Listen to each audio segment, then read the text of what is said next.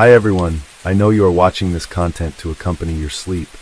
So before we start, I want to know where you are watching from and what time you are watching. Also, don't forget to like, comment, and subscribe. Let's jump straight into the story. Story 1. In late December 2003, Singapore was jolted by a rare and alarming crime. The kidnapping of a 7-year-old girl from her family's residence in Yio Chu Kang. The incident not only shocked the nation, but also highlighted the vulnerabilities that even a city renowned for its safety could face. The masterminds behind this audacious act were two men, Tan Ping Kun and Chua Ser Lin. Tan, then 35 years old, was grappling with significant financial difficulties. He had accumulated substantial debts, and the pressure from creditors was mounting. In his desperation, Tan confided in his friend of 7 years, Chua, a 42-year-old cleaning company owner, who was also facing his own financial woes, owing approximately 600,000 Singapore dollars. The duo, both ensnared in financial turmoil, deliberated on various illicit means to alleviate their debts. Initially, they contemplated drug trafficking, but eventually dismissed the idea due to its inherent risks. Instead, they settled on a more sinister plan, kidnapping for ransom. Their target was the family of a managing director, who was a former business partner of Chua's childhood friend. They believed that by abducting one of the director's children, they could extort a substantial sum of money. After meticulous planning, on December 25, 2003, Christmas Day, they decided to execute their plan. The choice of date was strategic. They anticipated that the festive atmosphere would make the family less vigilant. On that day, Tan and Chua drove a car with falsified license plates to the director's residence.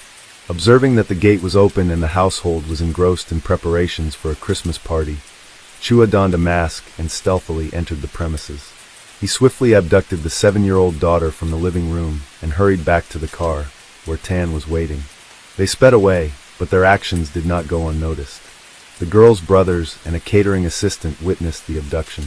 The assistant's husband attempted to pursue the kidnappers, but after a tense 30-minute chase, Tan and Chua, realizing they were being followed, decided to release the girl in Tampines.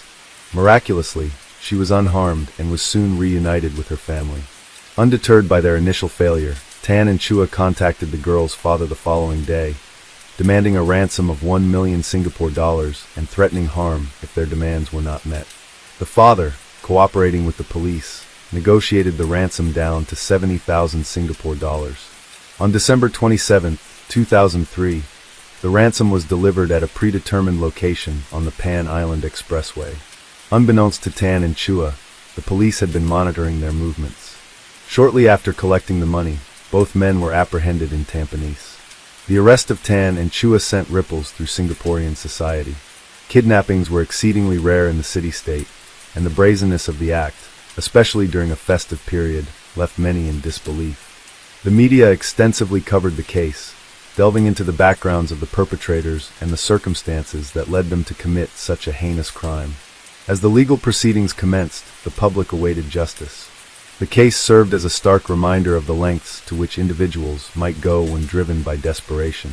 It also underscored the importance of community vigilance and the effectiveness of law enforcement in swiftly resolving such incidents. In the ensuing trial, both Tan and Chua faced charges of kidnapping for ransom, a grave offense under Singaporean law. The court proceedings were closely followed by the public, reflecting the nation's collective concern over the incident. The case not only highlighted the severity of the crime, but also the broader societal issues that can lead individuals down such a perilous path. The swift resolution of the case, from the arrest to the trial, demonstrated the efficiency of Singapore's legal system. It also reinforced the message that such acts of criminality would not be tolerated and would be met with the full force of the law. In the aftermath, discussions emerged about the underlying factors that contribute to such desperate actions. While the crime was inexcusable, it prompted a deeper examination of the societal pressures and financial strains that can drive individuals to commit such offenses. The case of Tan Ping Kun and Chua Ser Lin remains a poignant chapter in Singapore's criminal history, serving as both a cautionary tale and a testament to the nation's commitment to justice and public safety. The courtroom was packed when Tan Ping Kun and Chua Ser Lin stood before the judge. Journalists, members of the public, and legal experts had all gathered, eager to witness the trial of one of Singapore's most shocking kidnapping cases in recent memory. The severity of their crime, abducting a child for ransom, ensured that there would be no leniency in the judicial process. In Singapore, kidnapping for ransom was a capital offense, carrying the death penalty as the maximum sentence. From the outset, the prosecution wasted no time in laying out the cold, calculated manner in which Tan and Chua had carried out their crime. The lead prosecutor detailed how the two men had spent weeks planning the abduction, studying the movements of their target family, and acquiring the tools necessary for the crime.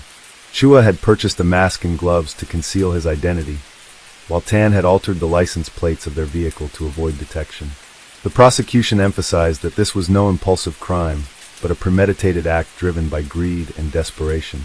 The prosecution then played recordings of the ransom calls made to the victim's father, where Chua's voice could be heard issuing threats if the money was not delivered.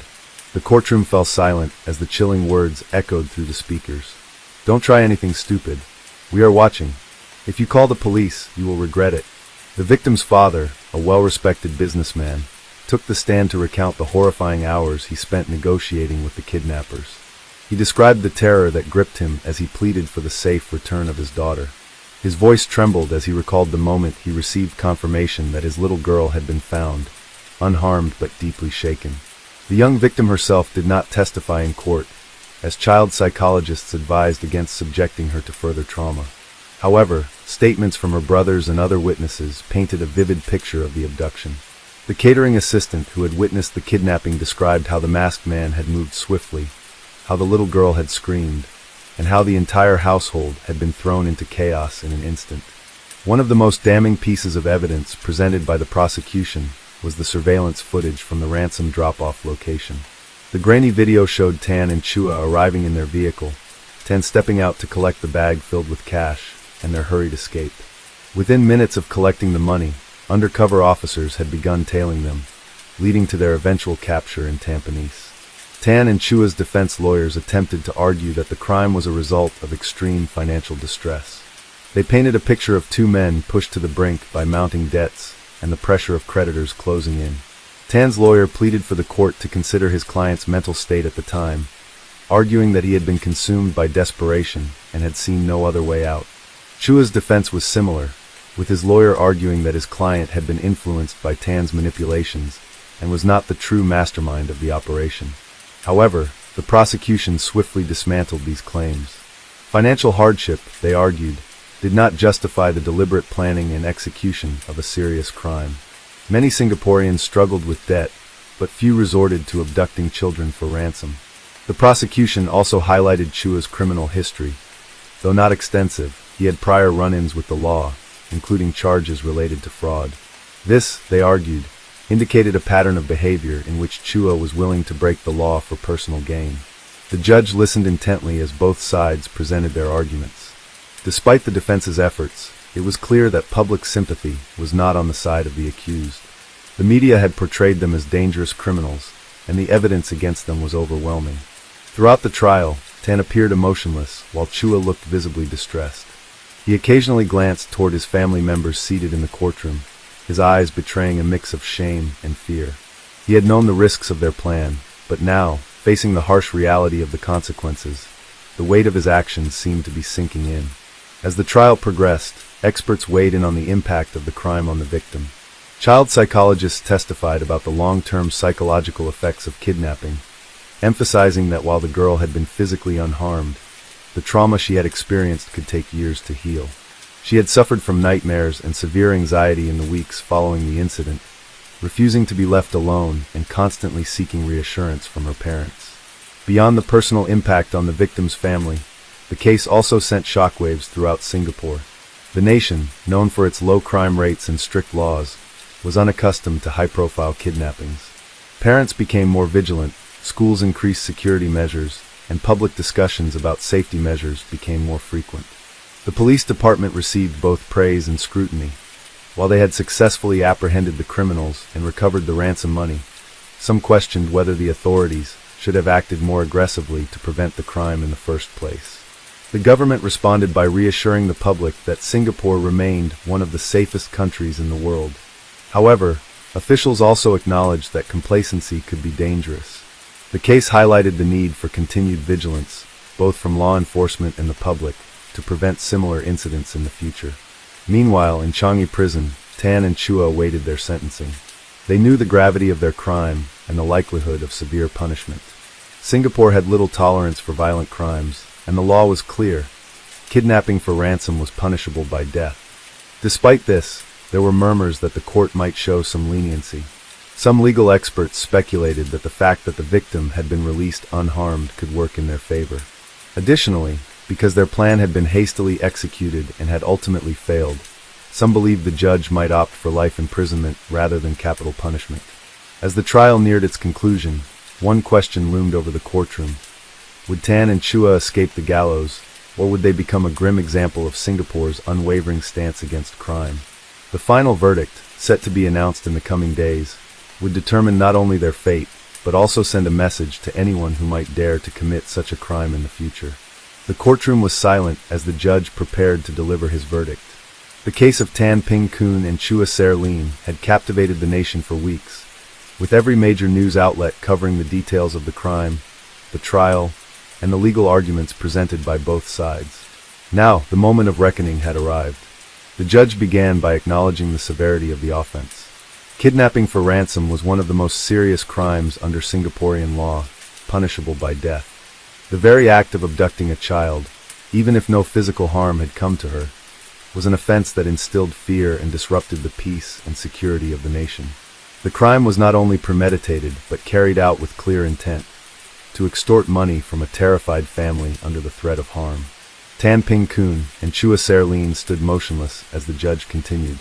He spoke of the trauma inflicted upon the young girl, the fear her family endured, and the reckless disregard the two men had shown for the law. He dismissed the defense's argument that financial distress had driven them to commit the crime, stating that economic hardship did not justify the terror they had inflicted on an innocent child.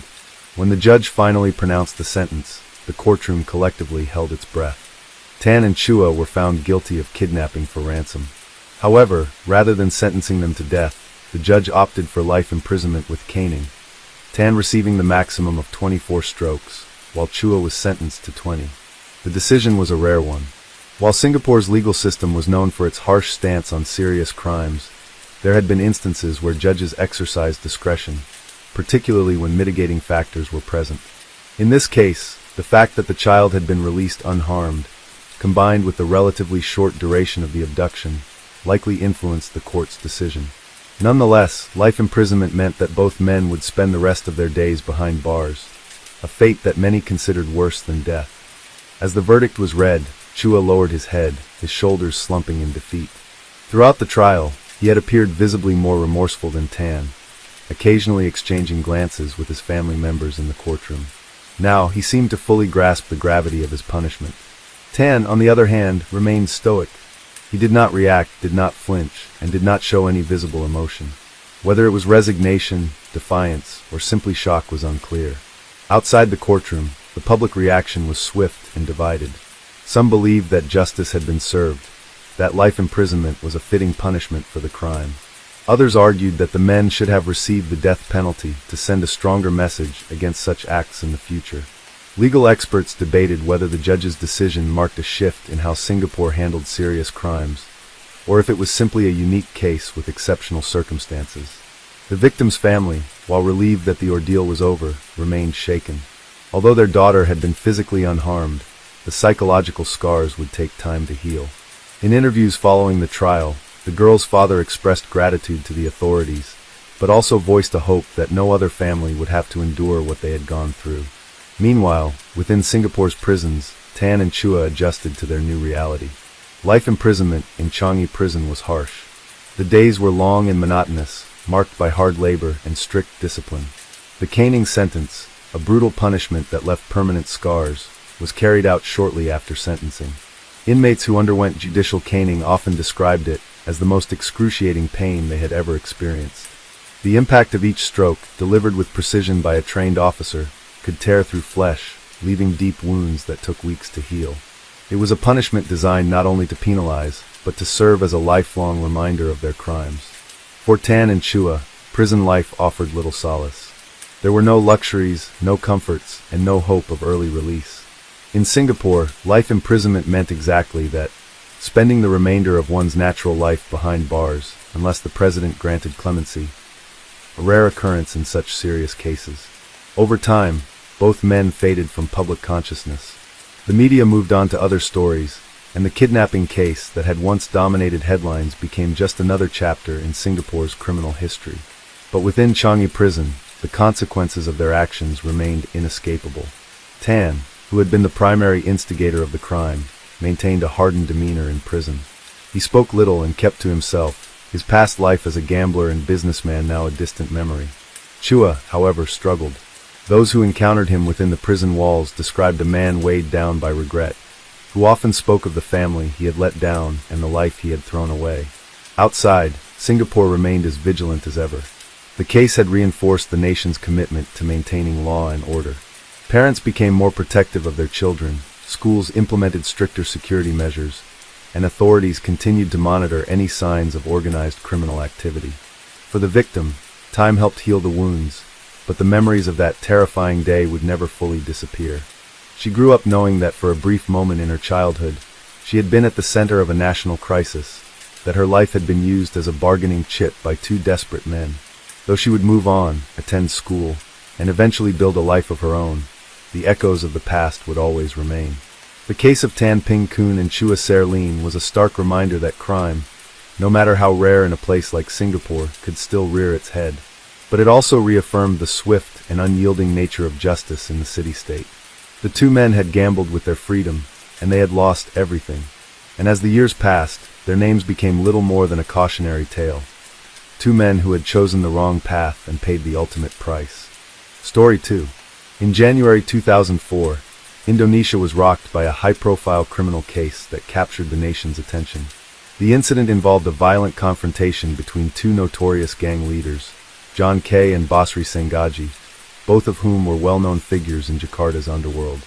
This clash not only highlighted the brutal realities of gang rivalries, but also underscored the challenges faced by law enforcement in curbing organized crime. John K., born John Refra, hailed from the K Islands in Maluku, and had established himself as a formidable force in Jakarta's criminal landscape. He was reputed to be involved in various illicit activities, including debt collection, protection rackets, and alleged connections to several violent incidents. His influence extended deep into the city's underbelly, with a network of loyal associates ready to enforce his will. On the other side was Basri Sengaji, another prominent figure originating from Maluku. Like K, Sengaji had carved out his own territory in Jakarta, engaging in similar criminal enterprises. The two men had a history of animosity, stemming from disputes over control of territories and business interests. Their rivalry was well known among law enforcement and the public, with tensions simmering for years. The feud between K and Sengaji reached its boiling point on January 12, 2004. On that day, the two factions clashed violently in the heart of Jakarta. The confrontation was brutal, involving firearms, machetes, and other weapons. Eyewitnesses reported scenes of chaos, with members from both sides engaging in a bloody battle that left several individuals injured and property damaged. The immediate aftermath of the clash saw a heavy police presence in the area. Law enforcement agencies scrambled to contain the violence and prevent further escalation. Several individuals from both factions were arrested, and a cache of weapons was seized. The authorities faced immense pressure to bring the perpetrators to justice and dismantle the criminal networks responsible for such brazen violence. In the days following the incident, investigations revealed the deep-rooted nature of the rivalry between K and Sengaji. It became evident that the clash was not a spontaneous outburst, but the culmination of years of tension and competition for dominance in Jakarta's underworld. The authorities delved into the backgrounds of both leaders, uncovering a web of criminal activities that spanned years. John K. was arrested and faced charges related to the violent confrontation. The legal proceedings that followed were closely monitored by the media and the public. The case highlighted the challenges faced by Indonesia's legal system in prosecuting organized crime figures. Despite the severity of the charges, the complexities of the case meant that the legal process was protracted, with numerous hearings and appeals. The January 2004 clash between John K. and Basri Sengaji served as a stark reminder of the pervasive influence of organized crime in Indonesia. It underscored the need for comprehensive strategies to combat such networks and highlighted the challenges faced by law enforcement in addressing deeply entrenched criminal enterprises.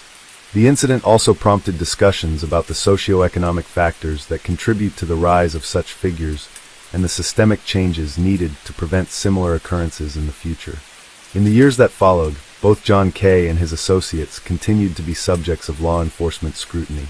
Their activities and the legal battles they faced remained topics of public interest, reflecting the ongoing struggle between authorities and organized crime in Indonesia. The events of January 2004 remain a significant chapter in this narrative, illustrating the complexities and challenges inherent in addressing organized criminal activity. In the days following the violent confrontation between the rival gangs of John Kay and Basri Sengaji, Jakarta was gripped by fear and uncertainty. The brutality of the clash had left deep scars, not only on those directly involved but also on the city itself. Businesses in the affected areas suffered, as shop owners were hesitant to reopen for fear of retaliation. Families who lived nearby remained indoors, unwilling to risk getting caught in the crossfire of any potential reprisals. Meanwhile, the police, under immense pressure from the public and government officials, intensified their crackdown on the criminal networks that had been flourishing unchecked for years. Authorities wasted no time in rounding up suspected members of both factions. Raids were conducted across Jakarta, targeting known hideouts, warehouses, and properties linked to the gangs. During these operations, law enforcement officers seized an alarming number of illegal firearms, blades, and even documents that hinted at widespread extortion and corruption. The police commissioner, in a tense press conference, vowed to bring those responsible to justice, emphasizing that Jakarta could not afford to be held hostage by criminal organizations. John Kay and Basri Sengaji were immediately identified as the primary instigators of the violence, but capturing them proved to be a challenge. Both men had gone into hiding, using their vast network of allies and sympathizers to evade arrest. For weeks, rumors swirled about their whereabouts. Some claimed Kay had fled to another province, while others speculated that Sengaji had sought refuge in a heavily guarded estate owned by a powerful businessman. Regardless of where they were, one thing was clear: the battle between these two criminal empires was far from over. Investigators began piecing together the events that led to the clash, uncovering a tangled web of betrayals, power struggles, and long-standing vendettas. One of the key factors appeared to be a dispute over lucrative debt-collecting contracts, a business in which both Kay and Sengaji had heavily invested. These contracts, often operating in legal gray areas, involved using intimidation and brute force to recover unpaid debts on behalf of wealthy clients. With millions of rupiah at stake, tensions between the two factions had been simmering for months, each side attempting to assert dominance over the territory. What truly ignited the January 2004 clash, however, was a calculated move by Sengaji's men. According to testimonies from informants and intercepted communications, Sengaji had ordered a direct assault on one of Kay's most trusted enforcers, a brutal attack meant to send a message. The victim, a high-ranking lieutenant within Kay's organization, had been ambushed outside a nightclub, stabbed multiple times, and left to bleed out on the street. Though he survived, the attack was seen as an unforgivable act of provocation, one that demanded an immediate and violent response. John Kay, never one to back down from a challenge, quickly gathered his forces. What followed was a meticulously planned counterattack that culminated in the January 12th confrontation.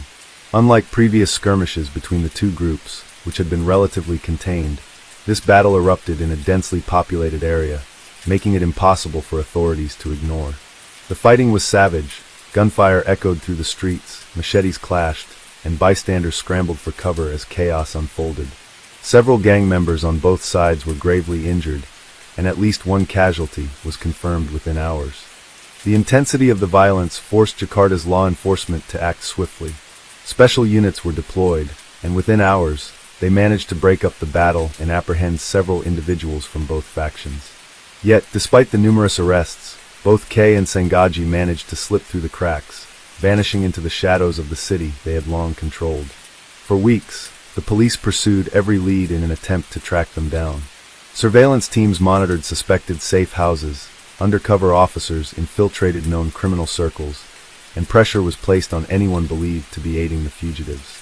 The government even hinted at possible military intervention if the situation escalated further, an unprecedented move that underscored the severity of the crisis. Public opinion was sharply divided. While many feared the unchecked power of these gangs, others viewed Kay and Sengaji as necessary figures in the city's underworld, a harsh but unavoidable part of Jakarta's complex socio-economic landscape. Some even admired them, seeing them as modern-day Robin Hood figures who, despite their violent methods, often provided protection and financial support to their communities. This sentiment made it even more difficult for law enforcement to gather solid information, as many witnesses refused to cooperate out of either loyalty or fear of retaliation. Then, in a surprising turn of events, John Kay was finally captured. Acting on an anonymous tip, police raided a secluded villa on the outskirts of Jakarta where Kay had been hiding. The operation was swift but tense. Kay's men put up resistance, engaging in a brief standoff before ultimately being overwhelmed. When officers entered the villa, they found Kay seated calmly in a leather chair, seemingly unfazed by the situation. As he was let out in handcuffs, the media swarmed the scene, capturing every second of his arrest. He offered no resistance, maintaining a confident expression, as though he knew that this was just another battle in a war that was far from over. Some speculated that he had allowed himself to be caught, knowing that even behind bars, his influence would remain intact. Basri Sengaji, on the other hand, remained elusive. Despite multiple raids and an intensified manhunt, he seemed to have vanished without a trace.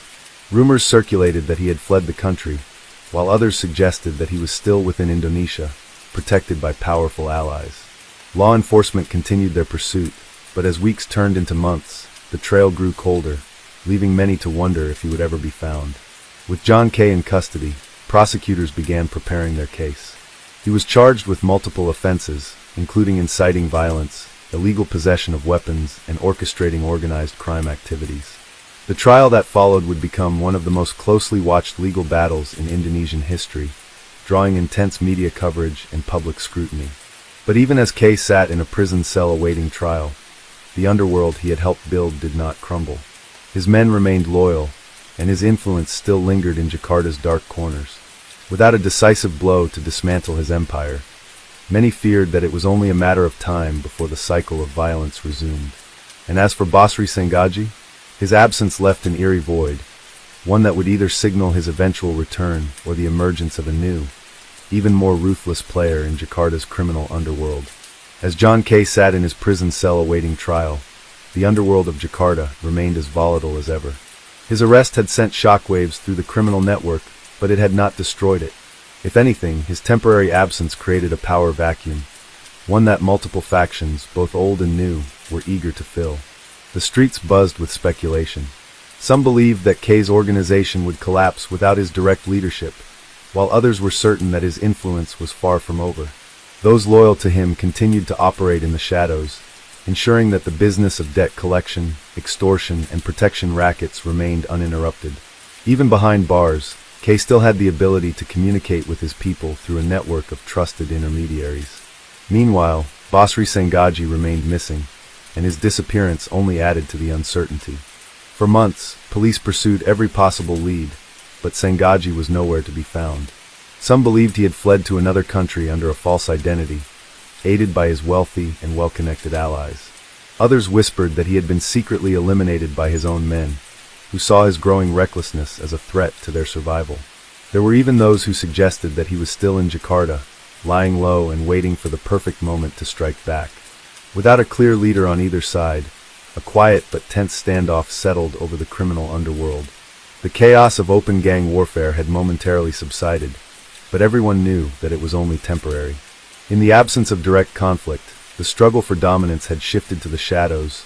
Silent assassinations, strategic betrayals, and discreet power moves became the new weapons of choice. Law enforcement, sensing an opportunity to finally dismantle these criminal organizations, increased their efforts. More raids were conducted, more arrests were made, and key members of both Kay's and Sengaji's factions were taken into custody. Yet, despite these efforts, the roots of organized crime ran deep. Even those who were arrested often found ways to evade harsh punishment, using money, influence, or sheer intimidation to bend the system in their favor. John Kay's trial became a spectacle unlike any other. The media covered every detail, turning him into an almost mythical figure, either a feared criminal mastermind or a misunderstood anti-hero. depending on which news outlet you followed. Public opinion was sharply divided. Some saw him as a ruthless enforcer who had ruled Jakarta's underworld with an iron fist, while others believed he was merely a product of a broken system, one in which corruption and violence were the only means of survival. The courtroom was packed each day, with reporters, family members, and curious onlookers all eager to witness the proceedings. The prosecution presented a mountain of evidence against K, linking him to violent crimes, illegal weapons possession, and orchestrated acts of terror. Witnesses were brought in, some reluctantly, fearing retaliation, but many refused to testify altogether, either out of loyalty or sheer terror. The defense, on the other hand, painted a different picture. They argued that John K. was being made a scapegoat, a symbol of law enforcement's desperation to appear in control. They questioned the validity of certain testimonies, pointing out inconsistencies in the prosecution's case.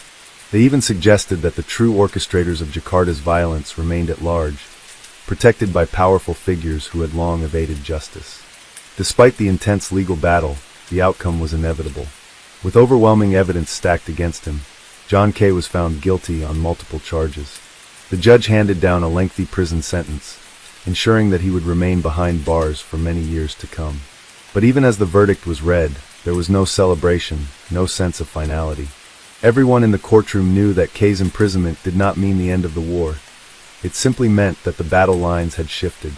In the days following his sentencing, Jakarta's criminal landscape began to evolve once more. New leaders emerged, eager to claim the territories left vulnerable in K's absence. Some of his closest allies tried to maintain control, but without his direct command, fractures began to appear. Disputes broke out over territory, alliances shifted, and betrayals became commonplace. Meanwhile, whispers of Basri Sengaji's return began to circulate. Some claimed to have seen him in secluded meetings, while others insisted he was merely a ghost. A cautionary tale for those who sought power without understanding its consequences. His absence, whether real or orchestrated, had created a lingering uncertainty that no one could ignore. For the people of Jakarta, life went on, but an unspoken truth remained. The city had always been ruled by shadows, and no matter how many arrests were made, how many trials were held, or how many figures were locked away, those shadows would never truly disappear. The story of John K. and Basri Sengaji was not just about two men. It was about the intricate, inescapable dance between power and violence, between law and corruption. It was a story that had played out countless times before, and would continue to do so long after they were gone. And as the years passed, one question remained unanswered. Had the war really ended, or was it merely waiting for its next chapter to begin? Story 3. In January 2004, Indonesia was shaken by a high-profile criminal case that drew significant public attention. The case involved the murder of Bodiharto Ingsono, the president-director of PT Asaba, a prominent office equipment company. The incident not only highlighted the vulnerabilities of business executives, but also underscored the complexities of criminal investigations in the country. Bodiharto Ingsono was a well-respected figure in the business community, known for his leadership and contributions to the industry. His untimely death sent shockwaves through corporate circles and raised concerns about the safety of high-profile individuals in Indonesia. The murder occurred under circumstances that were both shocking and mysterious.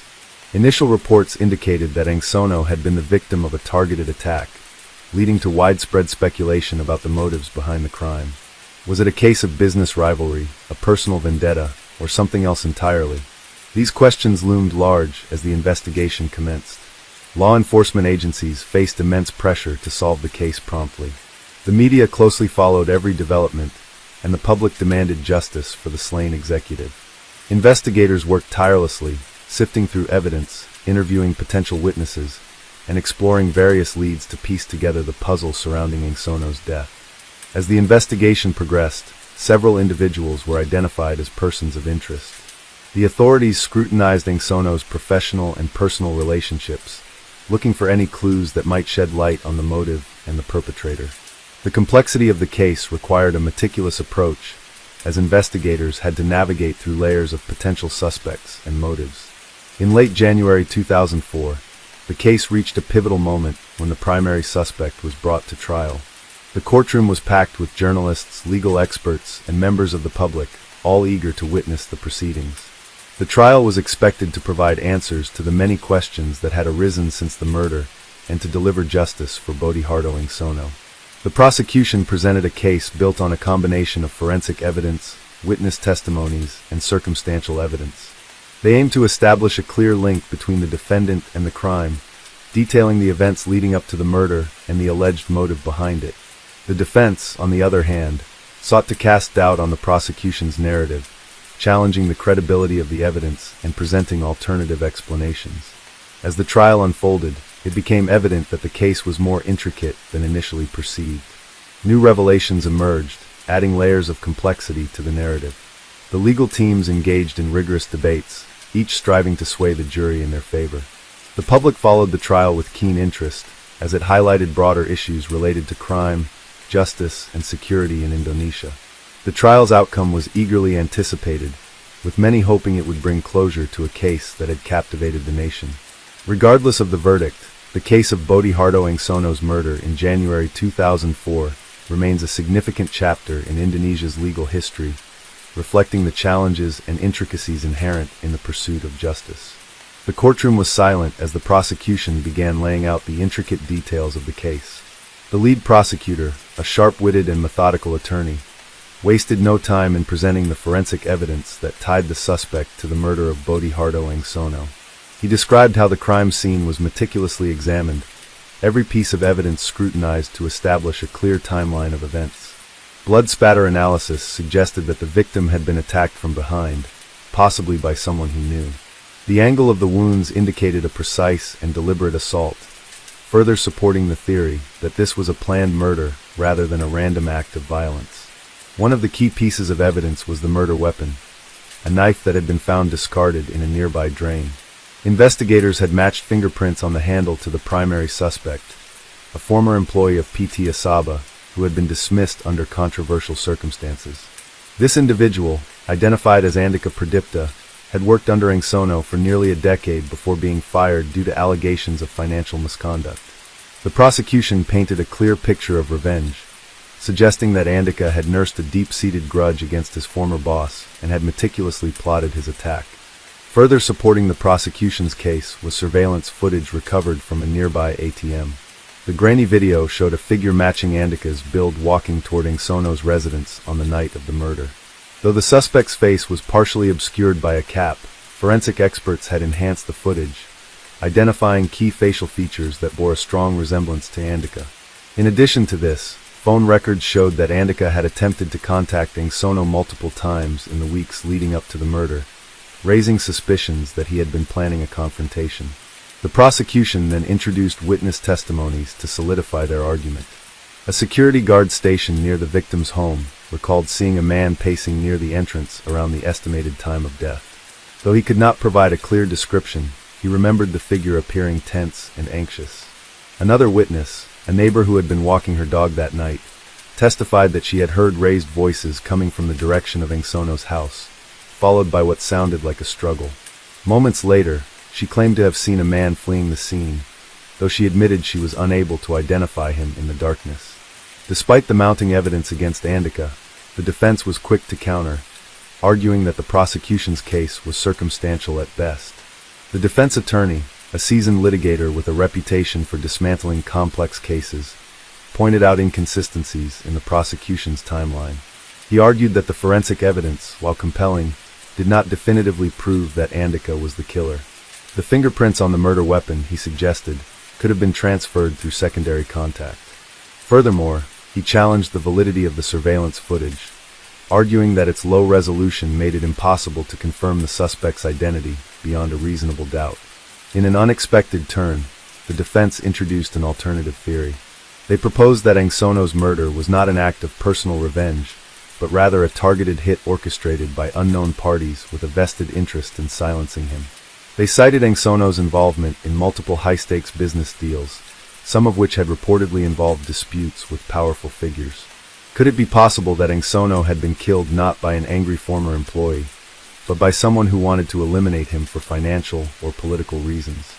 This revelation sent shockwaves through the courtroom. The idea that Sono's death might be linked to corporate or political intrigue suddenly cast a new shadow over the case. The defense then presented evidence suggesting that in the months leading up to his death, Angsono had expressed concerns about his safety. Close associates testified that he had confided in them about receiving anonymous threats, though he had never disclosed their source. Adding to the complexity of the case was the fact that certain key documents had reportedly gone missing from Angsono's office shortly after his death. These documents, according to an insider at PT Asaba, contained sensitive financial information that could have implicated high-profile individuals in corrupt dealings. The defense argued that this suggested a cover-up and that pinning the murder on Andika was a convenient way to divert attention from the real perpetrators.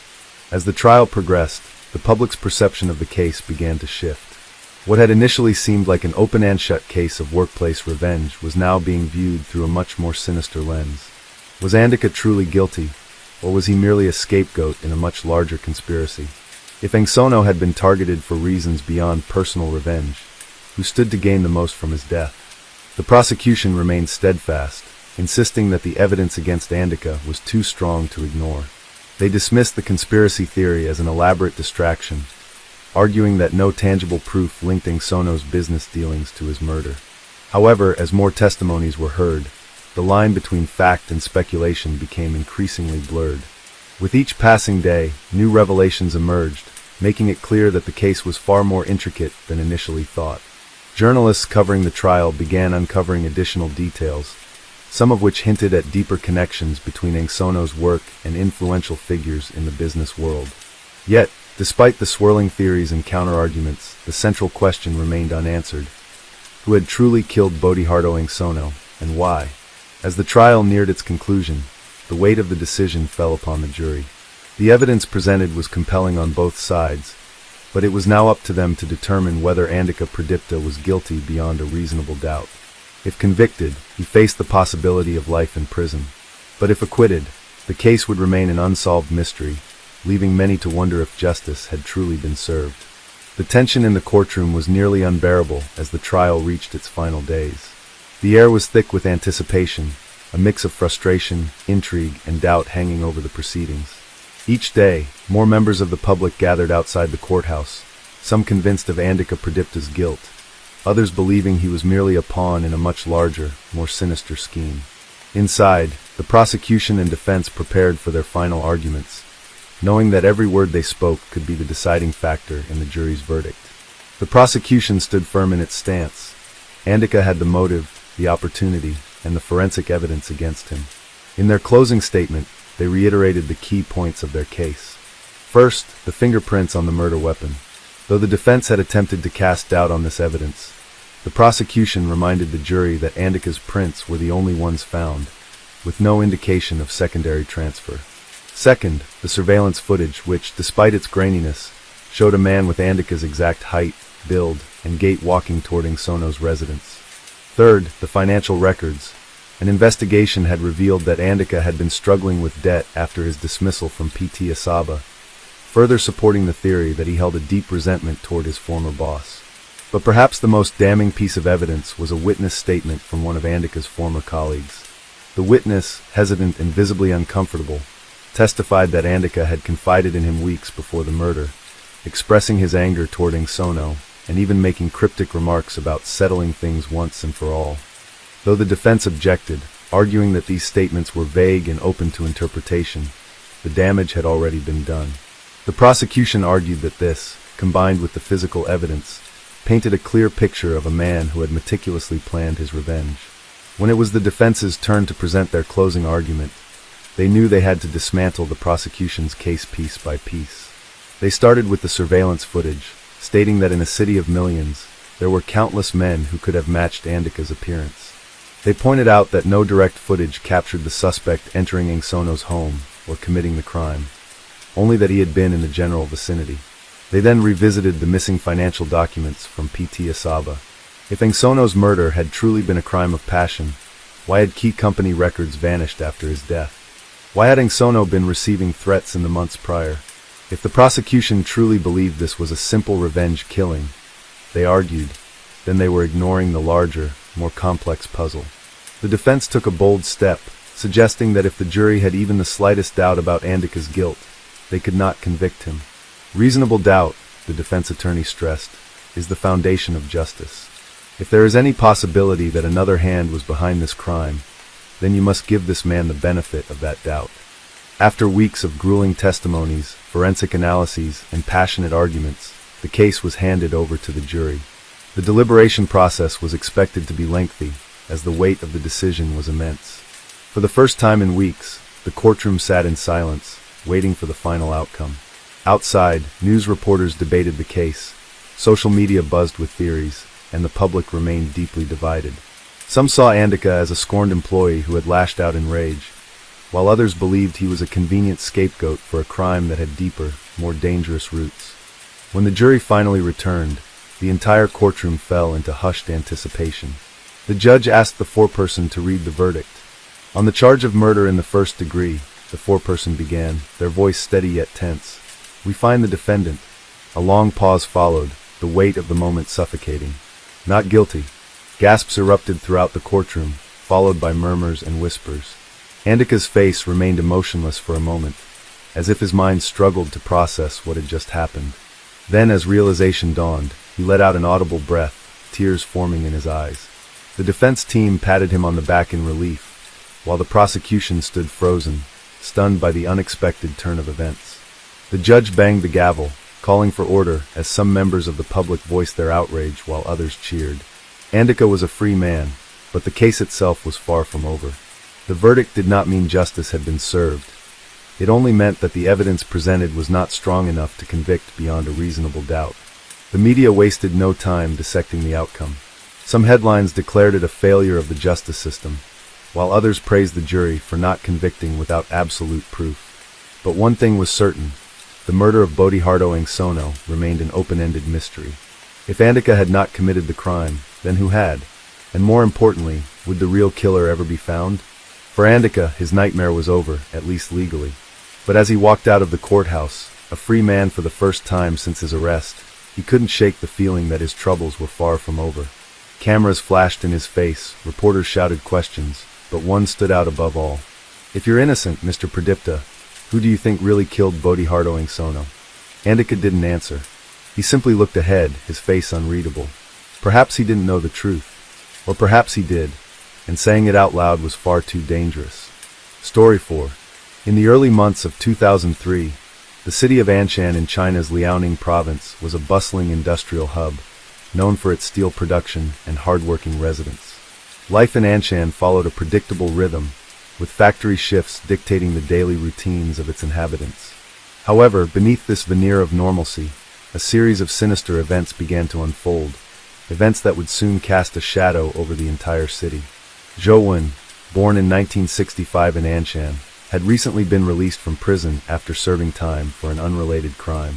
Upon his release, he sought to reintegrate into society and took up a job as a taxi driver, a profession that offered him the flexibility to navigate the city's streets and interact with a diverse range of passengers. To his neighbors and acquaintances, Zhou appeared to be a man attempting to rebuild his life, a familiar story in a city where many had faced hardships. However, as the summer of 2003 progressed, Anshan was rocked by a series of disturbing incidents. Female passengers began to disappear without a trace, their last known whereabouts often linked to taxi rides they had hailed during late hours. The city's residents grew anxious, and whispers of a predator targeting women spread rapidly. The local authorities, initially treating the disappearances as isolated incidents, soon realized that a pattern was emerging, one that pointed to a serial offender. Zhou Wen had earned a chilling moniker, the Anshan Taxi Devil. His modus operandi was both cunning and ruthless. Under the guise of a friendly taxi driver, he would pick up unsuspecting female passengers during his night shifts. Engaging them in casual conversation to put them at ease, Zhou would drive to secluded areas under the pretense of taking shortcuts or avoiding traffic. Once isolated, he would strangle his victims using a rope he kept concealed within the vehicle. After ensuring their demise, Zhou would dispose of the bodies in discreet locations, abandoned lots, deserted roadsides, or disused wells, places where discovery was unlikely. The frequency of these disappearances escalated alarmingly between June and July of 2003. In just a few weeks, 6 women vanished under eerily similar circumstances. The city's atmosphere grew tense, with fear permeating daily life. Women became apprehensive about traveling alone, especially after dusk. The once thriving taxi industry experienced a sharp decline in patronage, as residents opted for alternative modes of transportation or chose to stay indoors after dark. Local law enforcement agencies were under immense pressure to apprehend the perpetrator. The pattern of the crime suggested that the killer had an intimate knowledge of the city's layout and operated with a level of confidence that indicated familiarity with law enforcement procedures. Investigators began to piece together clues, focusing on taxi drivers who had prior criminal records or exhibited suspicious behavior. The challenge was immense, given the vast number of taxis operating in Anshan and the transient nature of the profession. As the investigation intensified, authorities urged the public to remain vigilant. They disseminated safety guidelines, advising women to avoid traveling alone at night and to share ride details with trusted individuals. Taxi companies were instructed to implement stricter vetting processes for their drivers and to install identification displays within vehicles to reassure passengers. Despite these measures, Joan managed to elude capture, his actions becoming increasingly brazen with each passing day. The turning point came in late November 2003. A young woman, who had been wary due to the widespread reports of the taxi devil, noticed inconsistencies in her driver's behavior and the route he was taking. Sensing imminent danger, she discreetly sent her location details to a friend via text message. When she failed to respond to subsequent messages, her friend alerted the authorities. Utilizing the information provided, the police launched a rapid response operation, deploying units to the area. Their timely intervention led to the apprehension of Joan, who was caught in the act of attempting to subdue the passenger. Upon his arrest, Joe exhibited a disturbing calmness. During interrogations, he confessed to the murders, providing detailed accounts of each crime. He revealed the locations where he had disposed of the bodies, leading investigators to the grim discovery of the remains of the 6 missing women. The city of Anshan was left in shock as the gruesome details of Joe's actions came to light. The legal proceedings that followed were swift. Given the gravity of his crimes and the overwhelming evidence against him, Joan was convicted of multiple counts of murder. On January 13, 2004, he was executed, bringing an end to a chapter that had left an indelible mark on the city's collective psyche. The case of Joan serves as a somber reminder of the potential for darkness within individuals and the importance of community vigilance. It also underscores the critical role of law enforcement agencies in swiftly addressing emerging threats to public safety. For the residents of Anshan, the memory of the taxi devil remains a poignant chapter in their history, a testament to the resilience of a community in the face of unforeseen horrors. The arrest of Joan did little to assuage the lingering fear in Anshan. While the immediate threat had been neutralized, the psychological scars left by the killings persisted. For many in the city, the images of the victims, young women, their lives taken too soon, haunted their thoughts.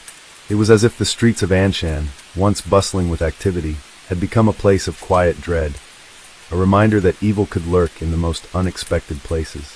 After Joe's capture, the police worked diligently to retrace his steps, unraveling the twisted nature of his crimes. They meticulously examined his taxi records, cross-referencing the details of his movements with the missing persons reports. It quickly became apparent that Joe had not just been a random opportunist. His methodical nature suggested a calculated approach to his crimes, and it was clear he had been very careful to avoid leaving any trace of evidence. The police also found that Joe had removed the seats of his car, making it easier for him to restrain his victims and dispose of the bodies in a swift and efficient manner. The investigation revealed that Joe had been targeting women who were, in his mind, vulnerable. Those traveling alone late at night, often after having attended late-night work shifts or social gatherings. The isolation and predictability of his victims made it easier for him to carry out his heinous plan. His choice of victims wasn't random either. Joe had carefully studied their routines, and his job as a taxi driver allowed him access to this crucial information. He used the guise of a friendly driver to lull his passengers into a false sense of security, a tactic that had proven effective time and again. The discovery of the bodies marked a somber moment in the investigation. Joe had left his victims in abandoned fields or remote areas, as if trying to erase any trace of his actions. It was only after his confession that the full scale of his depravity became clear. The families of the women were understandably devastated, and the loss of their loved ones cast a long shadow over the city. Grief turned to anger, and residents were eager for justice to be served. The thought that such a predator had been operating right under their noses, his very profession offering him the perfect cover, left many feeling betrayed by their own sense of security. The public response to Zhou's capture and trial was intense. Media outlets from across China descended upon Anshan, eager to report every detail of the case. The trial itself, held in early January 2004, was a spectacle of national interest. There were discussions about how such a man could have slipped through the cracks for so long, and debates on whether the city's infrastructure, from the police force to the taxi industry, had done enough to protect its citizens. The victims' families were in the spotlight as well, and their calls for justice echoed throughout the courtroom. During the trial, Zhou appeared unrepentant. Despite the overwhelming evidence and the pain he had caused, he remained cold and detached. His demeanor was chilling, almost as though he viewed the entire process as an inconvenient formality. His defense attorneys tried to argue that Zhou's actions were the result of a troubled upbringing and psychological issues, but the prosecution quickly dismantled this claim, focusing instead on the brutality and premeditated nature of the murders. The evidence was indisputable. Zhou had planned each abduction with a level of precision that left little room for doubt about his intent. The trial was a culmination of months of investigation and fear, and the final verdict would bring closure to a chapter in Anshan's history that no one would soon forget. As the day of the sentencing approached, anticipation hung heavy in the air. Zhou's fate seemed sealed. His crimes were too severe, his actions too calculated for leniency.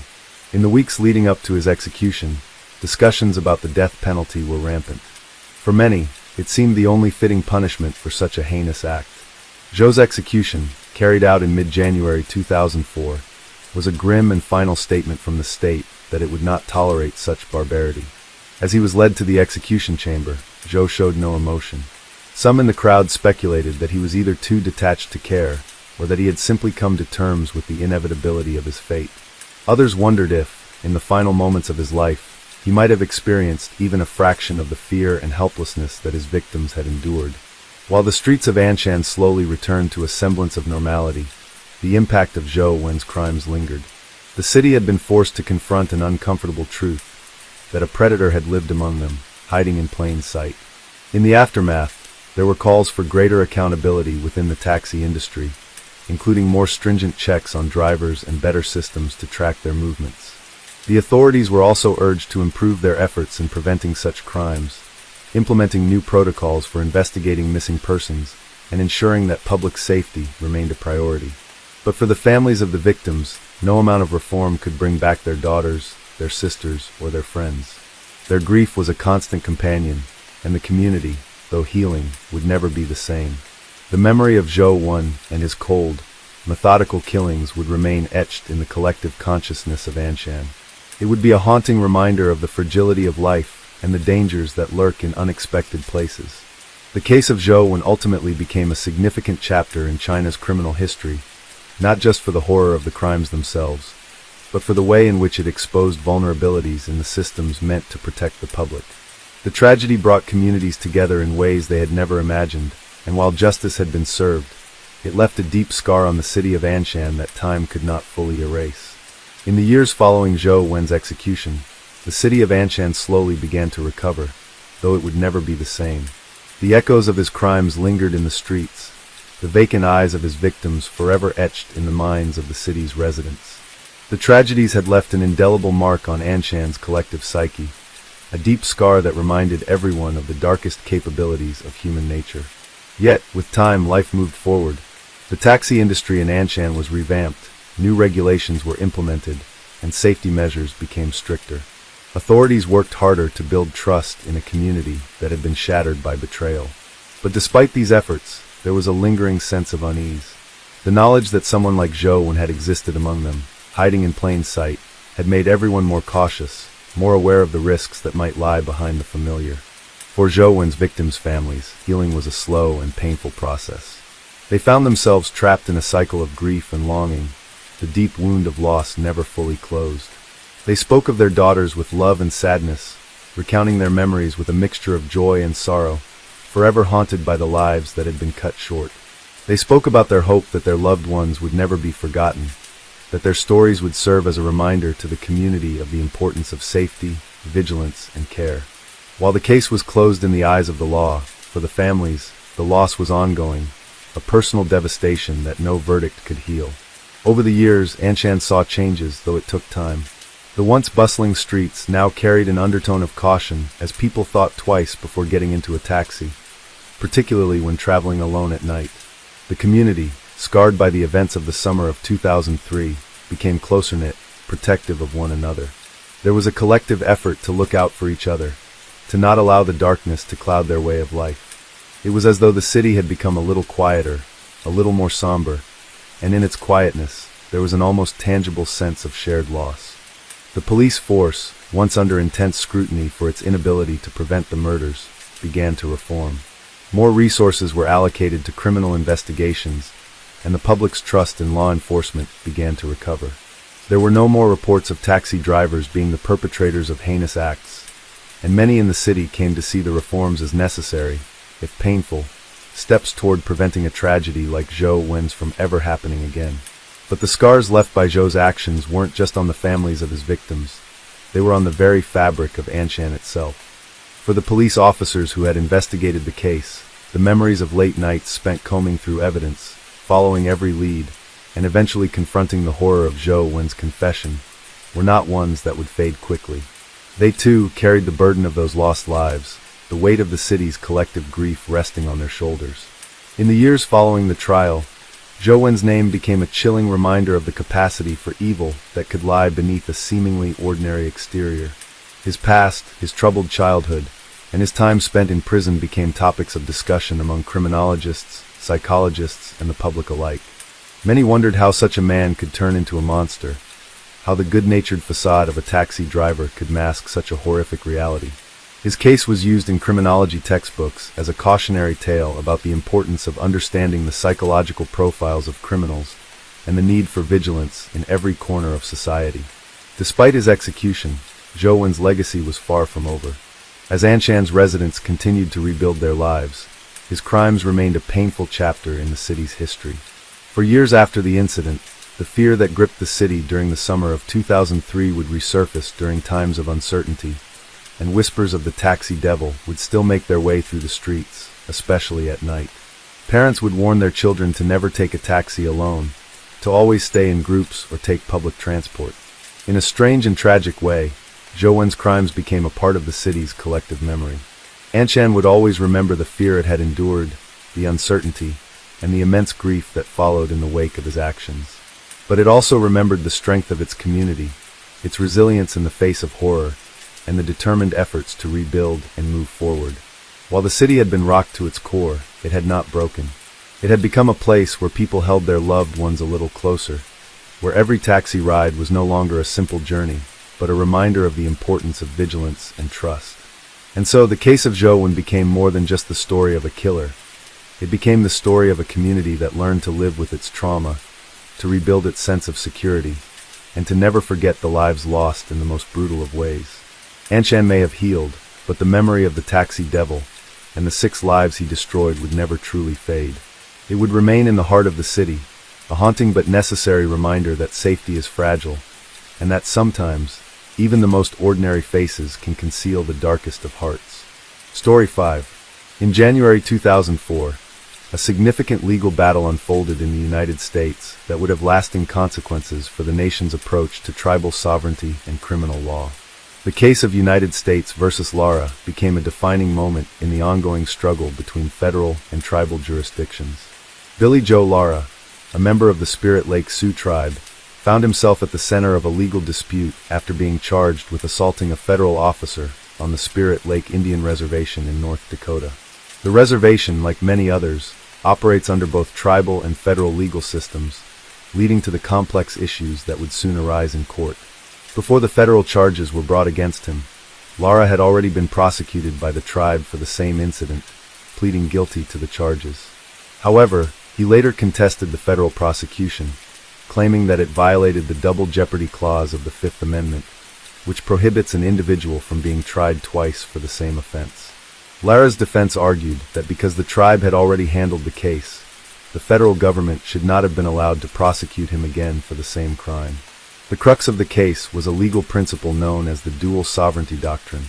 This doctrine holds that different sovereigns, such as federal and tribal governments, have the right to prosecute individuals for the same offense without violating the constitutional protection against double jeopardy. The question before the U.S. Supreme Court was whether this doctrine applied in Lara's case, allowing the federal government to pursue its own charges after the tribe had already taken action. In a narrow 5-4 decision, the Supreme Court ruled in favor of the federal prosecution, determining that it did not violate the double jeopardy clause. Justice Stephen Breyer, writing for the majority, argued that the United States and the Spirit Lake Sioux tribe are distinct sovereign entities. Therefore, the tribe had the authority to prosecute Lara, and the federal government, as another sovereign, was equally entitled to pursue its own case. Breyer emphasized that the tribe's sovereignty, which is recognized by Congress, provided the foundation for its jurisdiction over crimes committed within its territory, even if those crimes could also be prosecuted under federal law. This decision was important because it reinforced the principle of tribal sovereignty and clarified the relationship between federal and tribal legal systems. It established that tribes could prosecute non-member Indians, such as Lara, for crimes occurring within their jurisdictions. The ruling also bolstered the dual sovereignty doctrine, which permits separate prosecutions by different sovereigns for the same act without violating the protection against double jeopardy. While the decision was celebrated by those advocating for stronger tribal governance, it raised significant concerns for others. Critics feared that it could lead to a rise in prosecutions of Native Americans under both tribal and federal laws, potentially resulting in more severe punishments and inconsistent sentencing. There were also worries about the fairness of trials conducted under tribal justice systems, which might differ from the standards applied in federal courts. These concerns sparked debates about the need for reform in the way Native Americans are treated within the legal system, and whether their rights would be adequately protected in this new legal landscape. In the aftermath of United States versus Lara, the case became a touchstone for discussions about the balance of power between federal and tribal authorities. The ruling reinforced the dual sovereignty doctrine, but also highlighted the ongoing complexities and tensions in the relationship between tribal governments and the federal government. It marked a significant moment in the history of Native American law, one that would influence future cases involving the scope of tribal authority and the protections afforded to individuals under the U.S. Constitution. The United States versus Lara case had far-reaching implications, not only for the legal landscape of Native American rights, but also for the broader discussion of how the United States balances the authority of different sovereign entities. While the Supreme Court's decision reinforced the legal notion that tribal governments hold the power to prosecute non-member Indians within their territories, it also opened up a deeper conversation about the practical effects of this jurisdictional reality. For those who supported stronger tribal sovereignty, the ruling was seen as a victory, a sign that the government was moving toward recognizing tribes not just as a vestige of history, but as contemporary, self-governing bodies with legitimate legal authority. The decision confirmed that tribes, in line with the federal government, could independently prosecute crimes without encroaching on each other's jurisdiction, strengthening their role in maintaining law and order within their communities. It bolstered the argument that tribal nations were not subordinate to federal authority, but, in fact, were co-sovereigns with their own distinct legal systems. However, the consequences of this ruling were met with mixed reactions. For many Native Americans, particularly those living on reservations, the case sparked concerns about the erosion of their civil rights under a dual system that might not always operate in their favor. They feared that increased prosecutions from both the tribal and federal levels could lead to unjust sentencing and lack of legal consistency. For example, while tribal courts may have less formalized processes or varying levels of legal expertise compared to federal courts, individuals could find themselves subjected to inconsistent rulings or harsher punishments. This concern was particularly poignant for those who felt that their rights might be more vulnerable under a system that they perceived as operating with an unequal balance of power. The growing skepticism was also linked to the issue of fairness in tribal justice systems. Some viewed tribal courts as lacking the same due process protections and procedural safeguards that were customary in federal courts, such as the right to a jury trial. Additionally, there were fears that tribal governments, which are often smaller and more isolated from the general public, could potentially be subject to political pressures, leading to biased or arbitrary decisions. This raised fundamental questions about the right of Native Americans to receive fair and equal treatment in their legal proceedings, as well as the broader implications for justice when legal systems diverged between different levels of government. One significant outcome of the case was a deeper exploration into the historical and legal status of Native American tribes, especially concerning their treatment by both federal and state governments. The ruling forced many to revisit the origins of tribal sovereignty, rooted in treaties with the United States that guaranteed certain powers, including the right to govern themselves and administer justice. Many Native American leaders argued that the legal interpretation of tribal sovereignty had not kept pace with modern times, often being undermined by the federal government in favor of its own interests. In response to these concerns, some legal scholars and activists called for reforms to ensure that tribal justice systems were on par with federal standards, particularly in the realm of criminal law. The issue was multifaceted, involving not just legal expertise and procedural safeguards, but also the need for sufficient resources to ensure fair trials. The question of whether Native Americans could trust their own tribal systems to provide justice, or whether they were at risk of being unfairly tried and sentenced under a two-tiered system, became a flashpoint for further debate about the rights of indigenous peoples. Meanwhile, the federal government and its agencies had their own set of reactions to the Lara ruling. For the Department of Justice, the decision reaffirmed the federal government's broader ability to assert its authority over crimes that occurred on Indian reservations, even if the tribal government had already taken action. This outcome was important for law enforcement, as it allowed federal prosecutors to pursue cases involving violations of federal law that occurred on tribal land, which could involve everything from violent crime to drug trafficking. The challenge now lay in how to navigate the delicate balance between respecting tribal sovereignty and ensuring that the law was applied fairly across different jurisdictions. The case also highlighted the complexities of prosecuting crimes on reservations, where there are often issues of overlapping legal authorities. Many federal agencies, such as the FBI and the Bureau of Indian Affairs, have jurisdiction in cases involving serious crimes that occur on tribal lands, but they also must cooperate with tribal authorities, who may have their own criminal codes. These overlapping jurisdictions could lead to confusion and a lack of clarity for those involved in the justice process, from law enforcement officers to defendants. In the aftermath of United States versus Lara, tribal nations began to engage more seriously in discussions about how to strengthen their judicial systems to ensure fairness and accountability.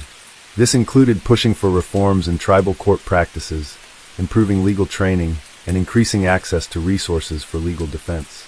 At the same time, there was a renewed push for the federal government to partner with tribes in ways that did not undermine their legal authority, but instead worked to enhance the effectiveness of tribal justice systems.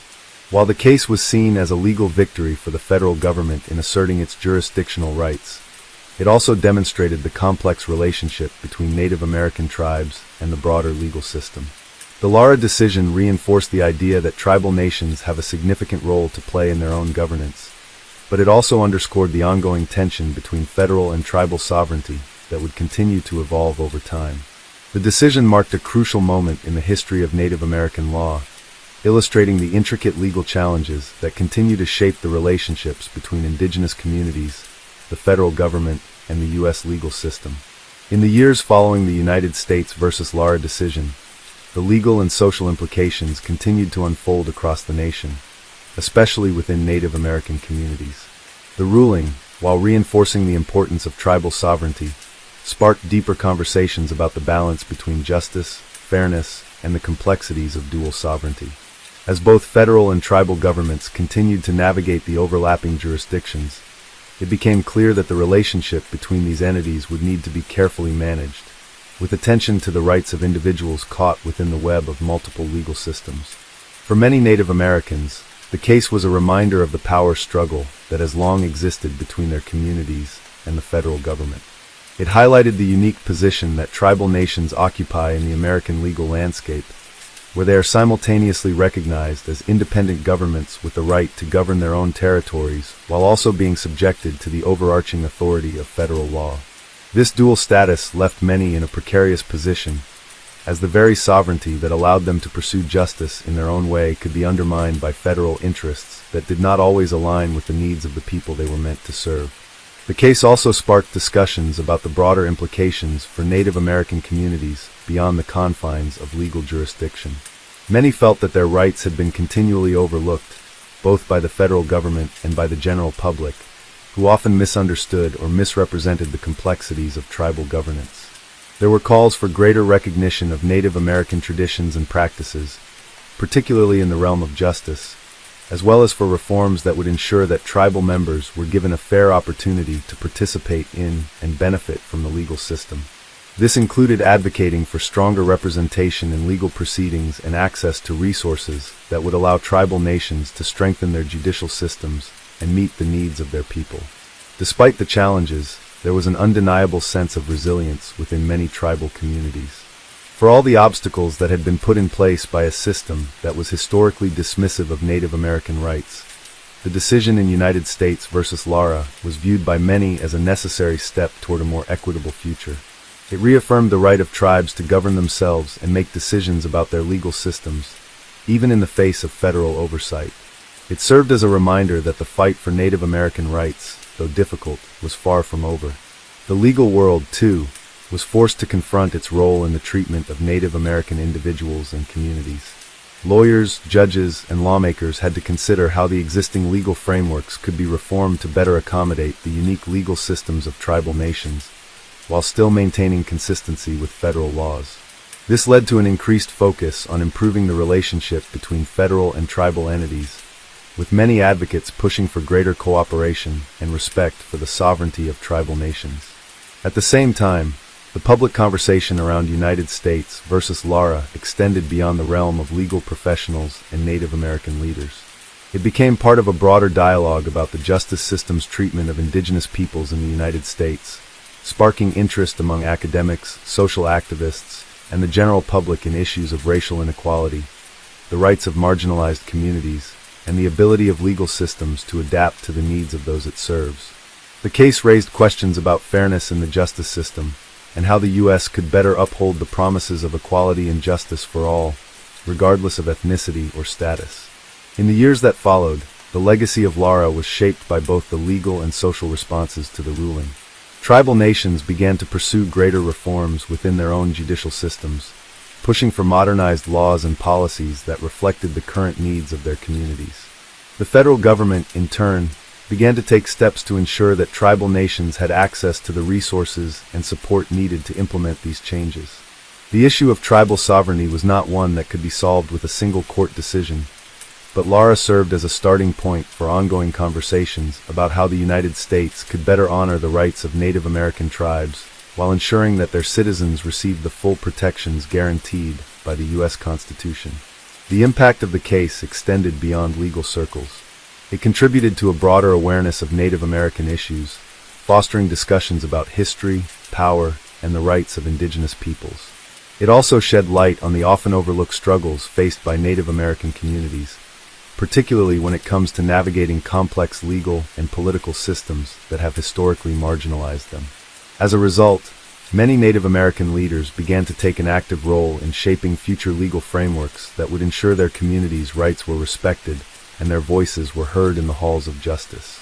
While United States versus Lara did not provide a definitive solution to all of the challenges facing Native American communities, it sparked a necessary dialogue about sovereignty, justice, and fairness.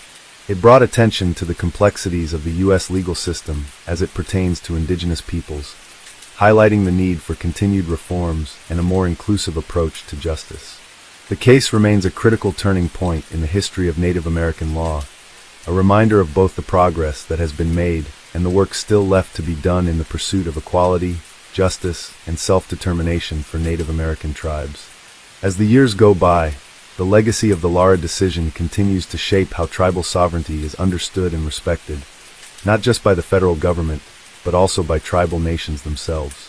The case serves as both a reflection of the struggles that have defined Native American experiences in the United States and a call to action for a future where indigenous rights are no longer an afterthought, but a cornerstone of the nation's legal and social fabric.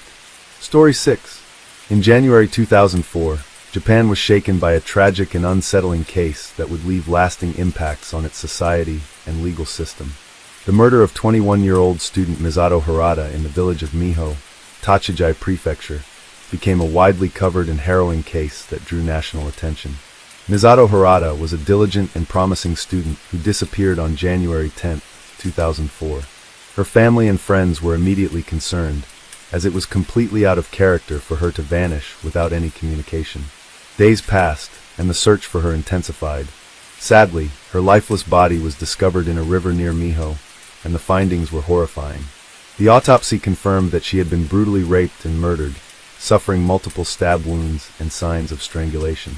The details of the crime left the local community in shock and disbelief, struggling to understand how such a heinous act could happen in their seemingly peaceful village.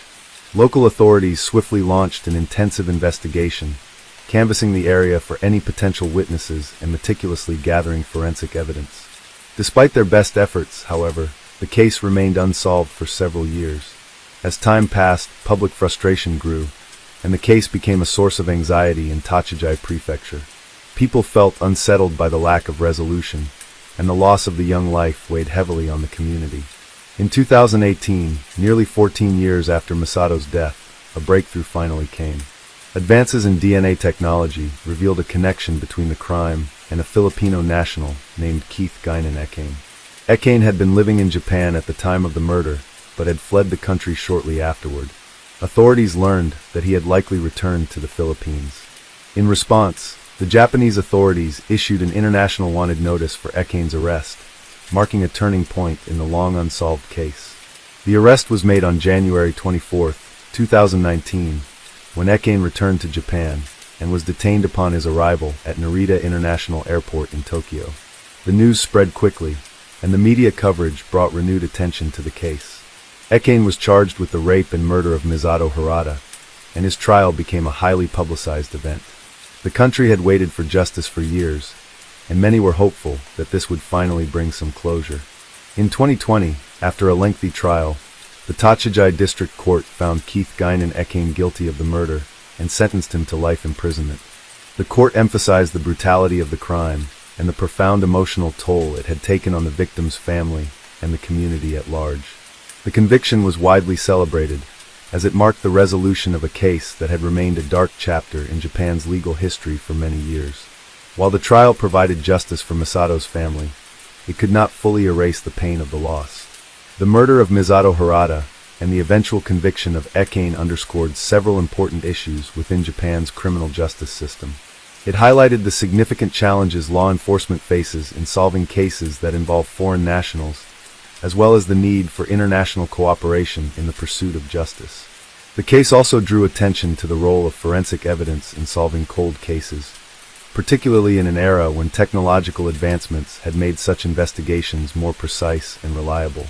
The case had far-reaching effects on the public discourse in Japan, particularly with regard to safety and the criminal justice system. It raised awareness about the complexities of handling cases that span multiple countries and the importance of maintaining strong international networks to track and apprehend suspects. In the aftermath of the conviction, conversations continued about the effectiveness of Japan's criminal justice system and the need for ongoing improvements in investigative techniques. The tragic death of Misato Harada remains a painful memory for her family, friends, and the community of Miho. While the conviction of her murderer provided some closure, it did not erase the loss. The case serves as a sobering reminder of the vulnerabilities that exist in society and the ongoing fight for justice in a world that is often unpredictable and fraught with dangers. As Japan reflects on the lessons learned from this case, there is an ongoing need to address the complexities of criminal justice, particularly when it comes to protecting the rights of victims and ensuring that justice is served, no matter how long it takes. The impact of Misato Harada's murder and the eventual resolution of the case rippled far beyond the legal proceedings. In the years following the tragic event, the case highlighted several key challenges faced by both law enforcement and the public, especially in the realm of jurisdiction and international cooperation. The fact that the suspect had fled the country shortly after committing the crime brought attention to the difficulties faced by law enforcement agencies when dealing with cases that involve foreign nationals, particularly when suspects cross international borders.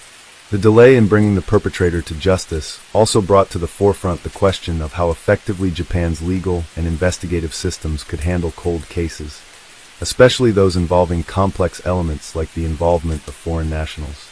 The breakthrough in 2018, made possible through advances in DNA testing and forensic science, was a testament to how far investigative methods had come, allowing authorities to revisit old cases with new tools that could provide new insights.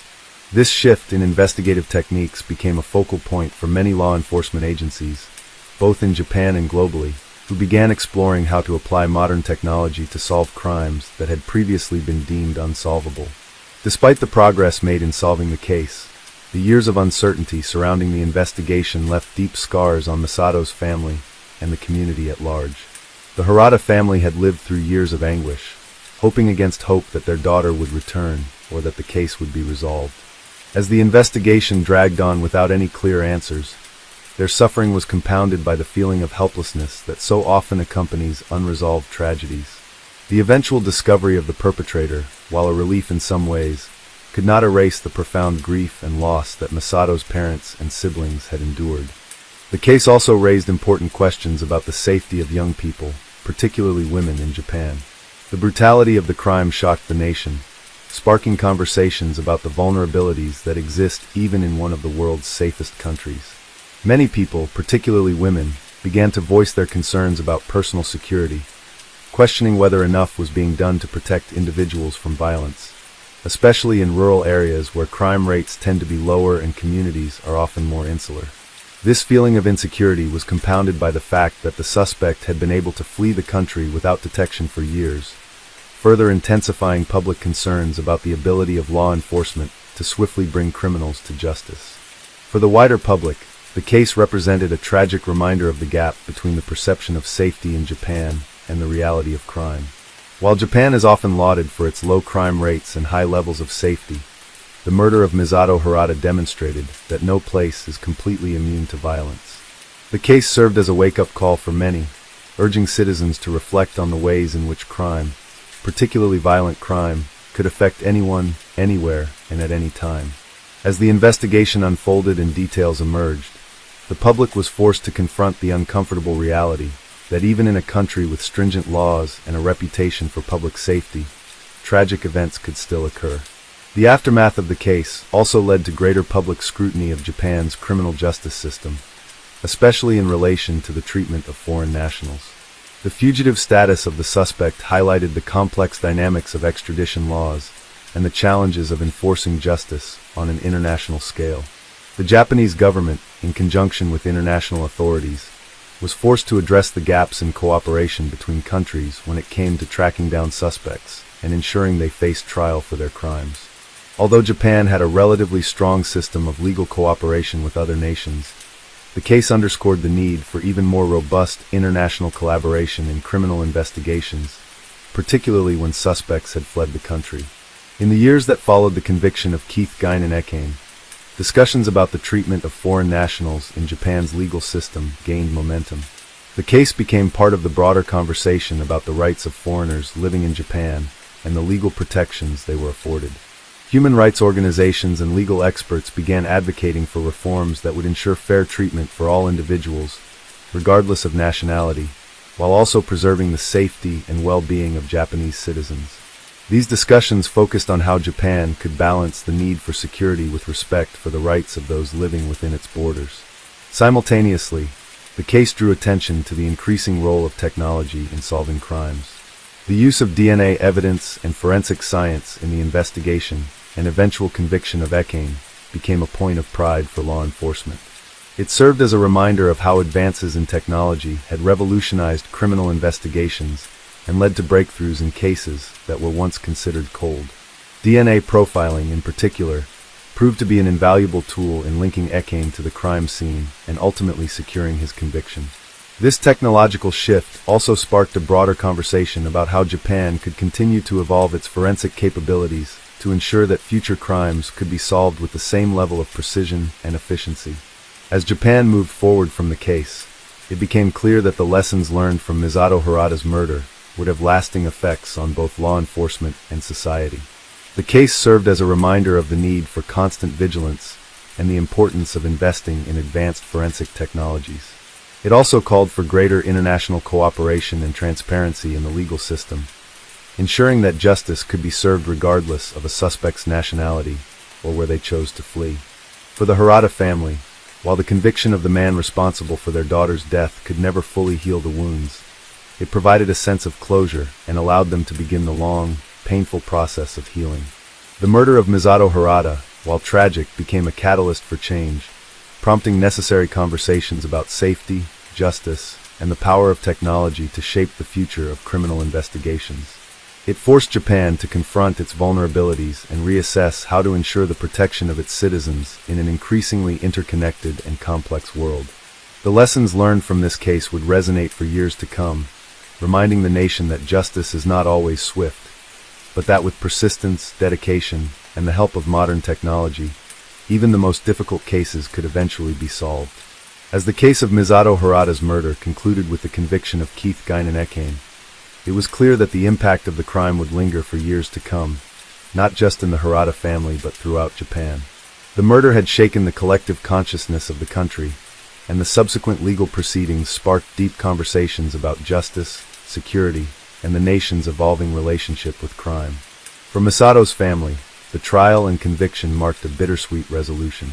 While they had waited years for justice, no verdict could undo the loss they had suffered. The pain of losing a daughter, a sister, was not something that could be eased by legal outcomes. The Harada family, however, chose to honor Misato's memory by speaking out about the need for better protection of women and the importance of pursuing justice no matter how long it took. They became advocates for victims' rights, sharing their story to raise awareness about the emotional toll of violent crime and the long-term effects it had on families. In some ways, they found solace in knowing that their efforts had contributed to a greater public understanding of the issue. On a broader scale, the murder and the years-long search for Misato's killer prompted discussions about Japan's justice system and its handling of foreign suspects. The conviction of Ekane raised important questions about the country's laws regarding extradition and international cooperation, especially in cases where the suspect had fled the country. While Japan had strong diplomatic ties with many nations, including the Philippines, it became evident that there was room for improvement in terms of how efficiently international suspects could be tracked and brought back to face justice.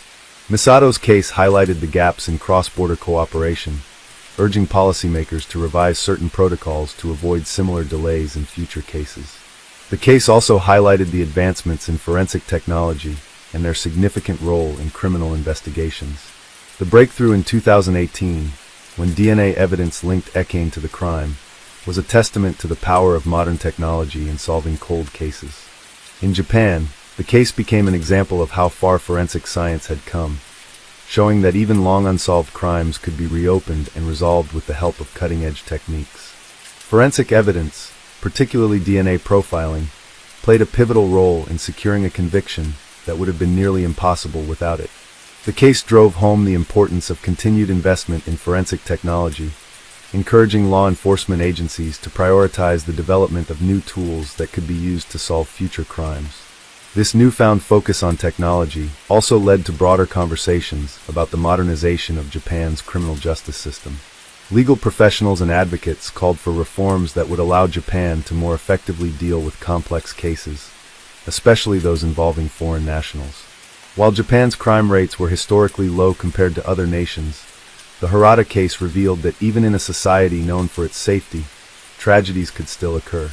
This prompted calls for better education for law enforcement on handling international cases, as well as increased cooperation with foreign governments to ensure that justice could be achieved in every instance, no matter the perpetrator's background or location. In the aftermath of the trial, there was also a marked shift in public awareness around personal safety. The brutal nature of Misato's murder, along with the fact that the suspect had evaded capture for so long, left many questioning the country's safety infrastructure. While Japan's crime rate had remained relatively low, incidents like this one reminded people that no society was immune from violence.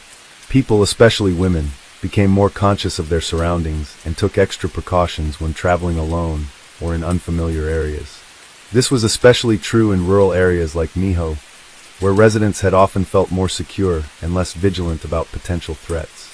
The case sparked national discussions about how to better protect vulnerable individuals and how to address potential weaknesses in community safety. This led to calls for increased patrols, better surveillance systems, and more community outreach programs aimed at raising awareness about personal security. Some also advocated for more public education on how to respond to dangerous situations, believing that if more people were educated on self-defense and personal safety techniques, it would help reduce the risk of similar crimes. The trial also resonated with individuals and organizations advocating for reform in the criminal justice system. It highlighted the importance of swift justice, transparency, and the need for continuous legal improvements to adapt to the evolving nature of crime.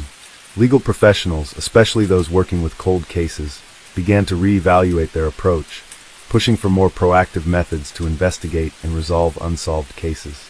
The case reinforced the idea that the legal system must be dynamic and capable of evolving with the times to ensure that justice is served. As Japan continued to recover from the emotional and legal aftermath of the case, there was a deeper societal realization of the importance of holding those accountable for their actions, regardless of nationality or circumstances. While Misato Harada's death was a senseless tragedy, it ultimately played a role in pushing the country toward necessary reforms in its justice system and its approach to crime. Her family's advocacy, the media's coverage, and the discussions sparked by her case prompted broader societal changes, from the way law enforcement handled cold cases to how the public viewed personal security. The resolution of Misato Harada's murder may have brought some degree of closure to her family and the community, but the ripple effects of the case would continue to reverberate throughout Japan for years. The country had faced an unsettling reality. Violent crime could strike at any time, even in a society as safe as Japan. The case was a reminder of the vulnerabilities inherent in every community, and it reinforced the need for constant vigilance, cooperation, and reform within the legal and safety frameworks that govern society. While Misato's death was tragic and the long road to justice was painful for her family, the lessons learned from the case, particularly around the need for better international collaboration, technology in criminal investigations, and a reevaluation of public safety, would help shape a more responsive and proactive approach to crime prevention and justice in Japan for years to come. Story 7. In January 2004, Japan experienced a shocking and tragic crime that would later become one of the country's most infamous cases, both for its brutality and the high-profile legal proceedings that followed. This case involved the murder of a prominent businessman, Yusuke Kuroda, who was found dead under mysterious circumstances on January 18, 2004, in his luxurious home in the Minato district of Tokyo. The case would become notorious not only because of the grisly nature of the crime, but also due to the complex web of deceit, betrayal, and intrigue that surrounded it. Yusuke Kuroda, a successful CEO of a multinational company, was well known in Tokyo's business circles. He had amassed significant wealth and influence over the years, and was admired for his entrepreneurial skills. On the surface, he appeared to live the perfect life, a loving family, a thriving career, and a beautiful home. But beneath this image of success, his life was far more complicated. Friends and colleagues had often noticed subtle tensions between Kuroda and his family, particularly his wife, Haruko, whom he had married 15 years earlier. Rumors had circulated about Kuroda's infidelity, and there were whispers of financial problems within the company that he had been desperately trying to keep under wraps. Despite this, no one expected the shocking events that would unfold in the quiet of that winter night. On the evening of January 18th, Kuroda was found dead by his housekeeper, who had arrived early the next morning to begin her duties. The housekeeper, horrified by what she saw, immediately contacted the police. Kuroda's body was discovered in his study, slumped over his desk with a gunshot wound to the back of his head.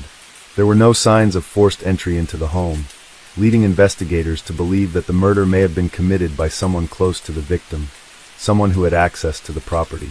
The initial police investigation was extensive. Officers combed through Kuroda's home, looking for any clue that might point to a suspect. It was soon discovered that Kuroda had been a member of an exclusive circle of businessmen, many of whom had been involved in various financial dealings that raised questions. His colleagues in the business world, who had been increasingly worried about his erratic behavior in the weeks leading up to his death, became key witnesses. Kuroda's wife, Haruko, was questioned early in the investigation, but she had a solid alibi, She had been at a social event with friends the night before. Still, her relationship with Kuroda was closely scrutinized.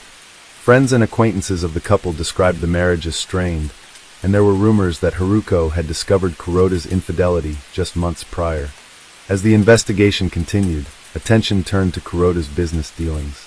Detectives found evidence of embezzlement within his company, and it appeared that Kuroda had been skimming off the top for several years. This revelation brought a new layer of complexity to the case. Was the murder a result of personal betrayal, financial troubles, or something more sinister?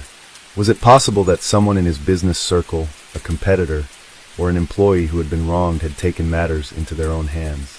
The police worked tirelessly to gather more evidence, but the case seemed to be spiraling in too many directions. Then, just when it seemed like the investigation had hit a dead end, a breakthrough came. A security camera in a nearby building had captured footage of a figure leaving Kuroda's residence on the night of the murder. The footage was grainy, but the police were able to identify a vehicle that had been parked outside the house, and a partial license plate number was visible. After cross-referencing the information, they discovered that the car was registered to a man named Daiki Yoshida, a former business partner of Kuroda's who had fallen out with him years earlier. Yoshida, now a disgraced entrepreneur, had a known history of violent outbursts and was rumored to have a grudge against Kuroda for having allegedly stolen a lucrative business idea from him. The discovery of Yoshida's involvement in the case was the turning point the police had been waiting for. They immediately tracked him down and brought him in for questioning. At first, Yoshida denied any involvement in the murder, claiming that he had not been near Kuroda's house that night. However, when confronted with the security footage and evidence linking him to the scene, Yoshida's story began to unravel. After hours of intense interrogation, Yoshida finally confessed to the murder. He explained that he had been enraged by Kuroda's betrayal and had planned the murder meticulously for months. Yoshida admitted that he had been involved in a business venture with Kuroda years before, and after an initial period of success, Kuroda had cut him out of the deal and taken full control. Yoshida had been left with nothing and blamed Kuroda for ruining his life. Over time, his resentment had grown into an obsession. Yoshida had learned about Kuroda's financial troubles and had used this information to his advantage. He had taken advantage of Kuroda's distraction with the company's dwindling profits to quietly plot his revenge. On the night of the murder, Yoshida had entered Kuroda's house through a back door, which he knew would be left unlocked. He had waited for Kuroda to be alone in his study before confronting him. In a fit of rage, Yoshida had shot Kuroda in the back of the head, making sure the murder looked like a robbery gone wrong. Then, after committing the crime, he had carefully staged the scene and left, knowing that the lack of forced entry would point the police towards someone close to the victim. The confession sent shockwaves through the business community. The public was stunned by the details of the murder and the extent of Yoshida's planning. Many questioned how someone could harbor such deep resentment for years, and how easily business partnerships could turn into deadly rivalries. The case also raised uncomfortable questions about the lengths to which individuals would go when driven by jealousy, greed, and pride.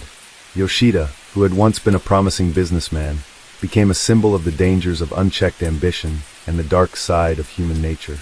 Yoshida's trial began later that year, and the courtroom was filled with reporters and spectators eager to hear the details of the case. Throughout the trial, Yoshida maintained his confession, but he showed little remorse for his actions. He was eventually convicted of murder and sentenced to life in prison. His conviction was met with a mixture of relief and sadness. Relief that justice had been served, but sadness at the unnecessary loss of life. The murder of Yusuke Kuroda had a profound impact on Tokyo and on Japan as a whole. It served as a grim reminder of how business rivalries could escalate into violence, and how the pressures of success could push people to make irrational and destructive decisions. The case left a lasting scar on the business community, and the name of Kuroda became synonymous with the dangers of greed and betrayal. As the years passed, the case faded from the public spotlight, but the memories of that cold January night in 2004 remained fresh in the minds of those who had been affected by it. For Yoshida, the once promising businessman, the weight of his actions would haunt him for the rest of his life. And for the family and friends of Yusuke Kuroda, the loss was an indelible wound that time would never fully heal. The tragic events of that night in January 2004 became part of Japan's dark criminal history, a cautionary tale about the cost of betrayal and the consequences of letting hatred fester unchecked. As the investigation unfolded, The police began to dig deeper into the complex relationship between Yusuke Kuroda and Daiki Yoshida. It became clear that their previous business partnership had been far from amicable, and that Yoshida harbored a deep resentment for the way things had ended between them. The two men had initially worked together on a promising venture in the tech industry, pooling their resources and expertise to launch a new company. However, over time, the partnership soured. Kuroda, with his sharp business acumen, had eventually taken full control of the company, leaving Yoshida feeling betrayed and sidelined. Yoshida's feelings of anger were compounded by the fact that Kuroda had secured a much larger share of the profits, while Yoshida's financial situation deteriorated. Though Yoshida had never openly voiced his frustrations, those who knew him described a man who had become increasingly bitter and vengeful over the years. He would often talk about how Kuroda had stolen his ideas and his potential, and how he had been left with nothing. Despite his grievances, Yoshida had always been careful to maintain an outward appearance of professionalism. He continued to operate his own small business, but it was clear that his financial success had never matched Kuroda's. The loss of his business venture weighed heavily on him, and in the months leading up to the murder, his life seemed to spiral downward. Those who were close to Yoshida remarked on his growing paranoia and irritability, but no one ever suspected that his bitterness would eventually boil over into something as violent as murder. At first, the police had little to go on. The lack of physical evidence at the crime scene, and the fact that there had been no signs of forced entry, led them to suspect that the killer might have been someone close to Kuroda.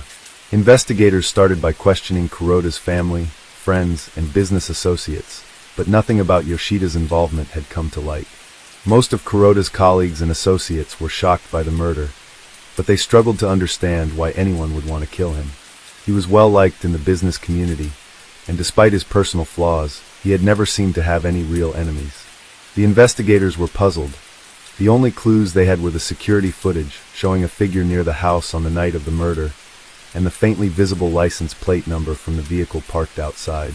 As the police pursued this lead, they were able to trace the vehicle back to a rental agency, but the registration details were not immediately helpful.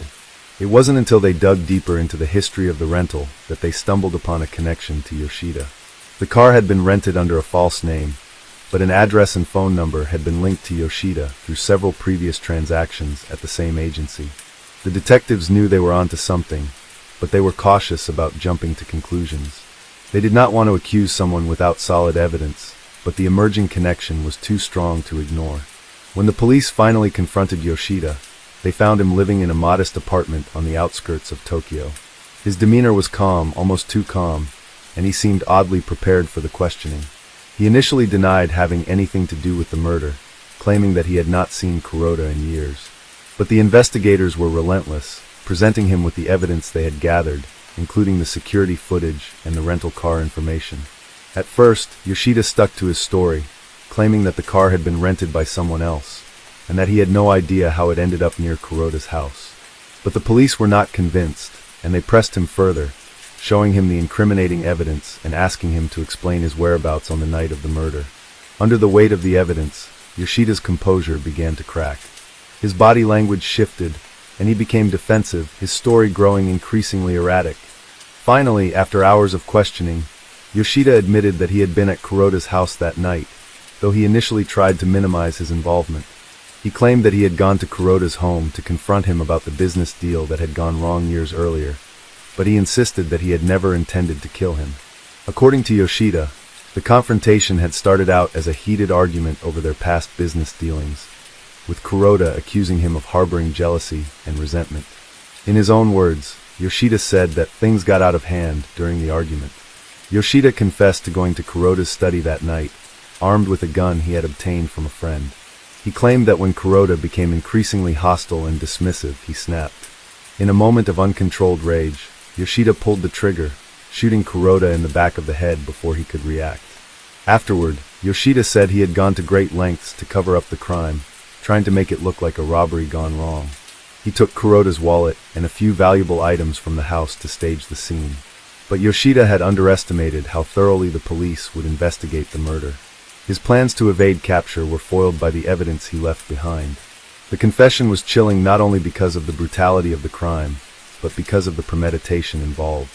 Yoshida had carefully planned the murder, waiting for the right moment to confront Kuroda. He had orchestrated every step of the crime, from renting the car to entering the house through a back door, all with the intention of exacting revenge for the wrongs he believed had been done to him. Yoshida had meticulously prepared for the moment when he would finally take matters into his own hands, and the murder was the tragic culmination of years of resentment and bitterness. After Yoshida's arrest, the case became the subject of intense media coverage. The public was fascinated by the details of the crime, and there was widespread shock at the revelation that a former business partner had been responsible for such a brutal act. Many people struggled to comprehend how someone could go to such extreme lengths over a business deal gone sour. The case raised uncomfortable questions about the nature of success and failure in Japan's highly competitive business world, where the pressures to succeed are immense and the consequences of perceived betrayal can be devastating. The media portrayed Yoshida as a man consumed by his own anger and pride, a man who had allowed his personal grudges to destroy his life. The case also prompted discussions about the psychological toll that business rivalries and betrayals could have on individuals.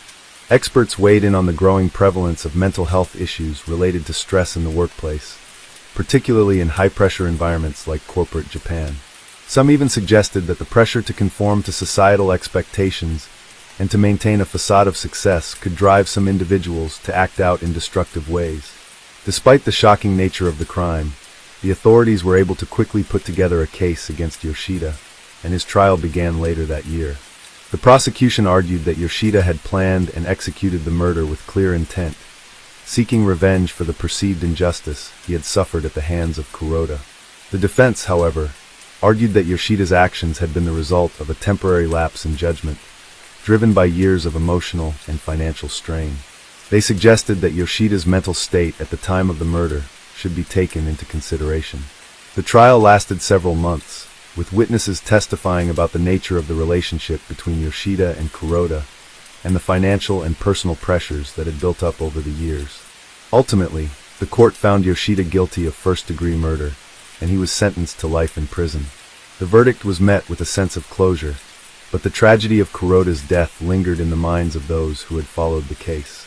The murder of Yusuke Kuroda marked a turning point in the way business rivalries and personal disputes were viewed in Japan. It served as a stark reminder of the dangerous consequences that could arise when personal emotions were allowed to dictate one's actions. For Yoshida, the weight of his actions would follow him for the rest of his life, and for the Kuroda family, the loss of a father, husband, and friend was a pain that no legal verdict could ever heal.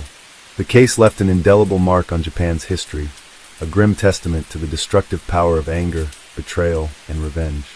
As the years passed, the shock of Yusuke Kuroda's murder continued to reverberate throughout Japan. The case had not only captured the attention of the public, but also prompted widespread discussions about the dark undercurrents of ambition, jealousy, and betrayal in the corporate world.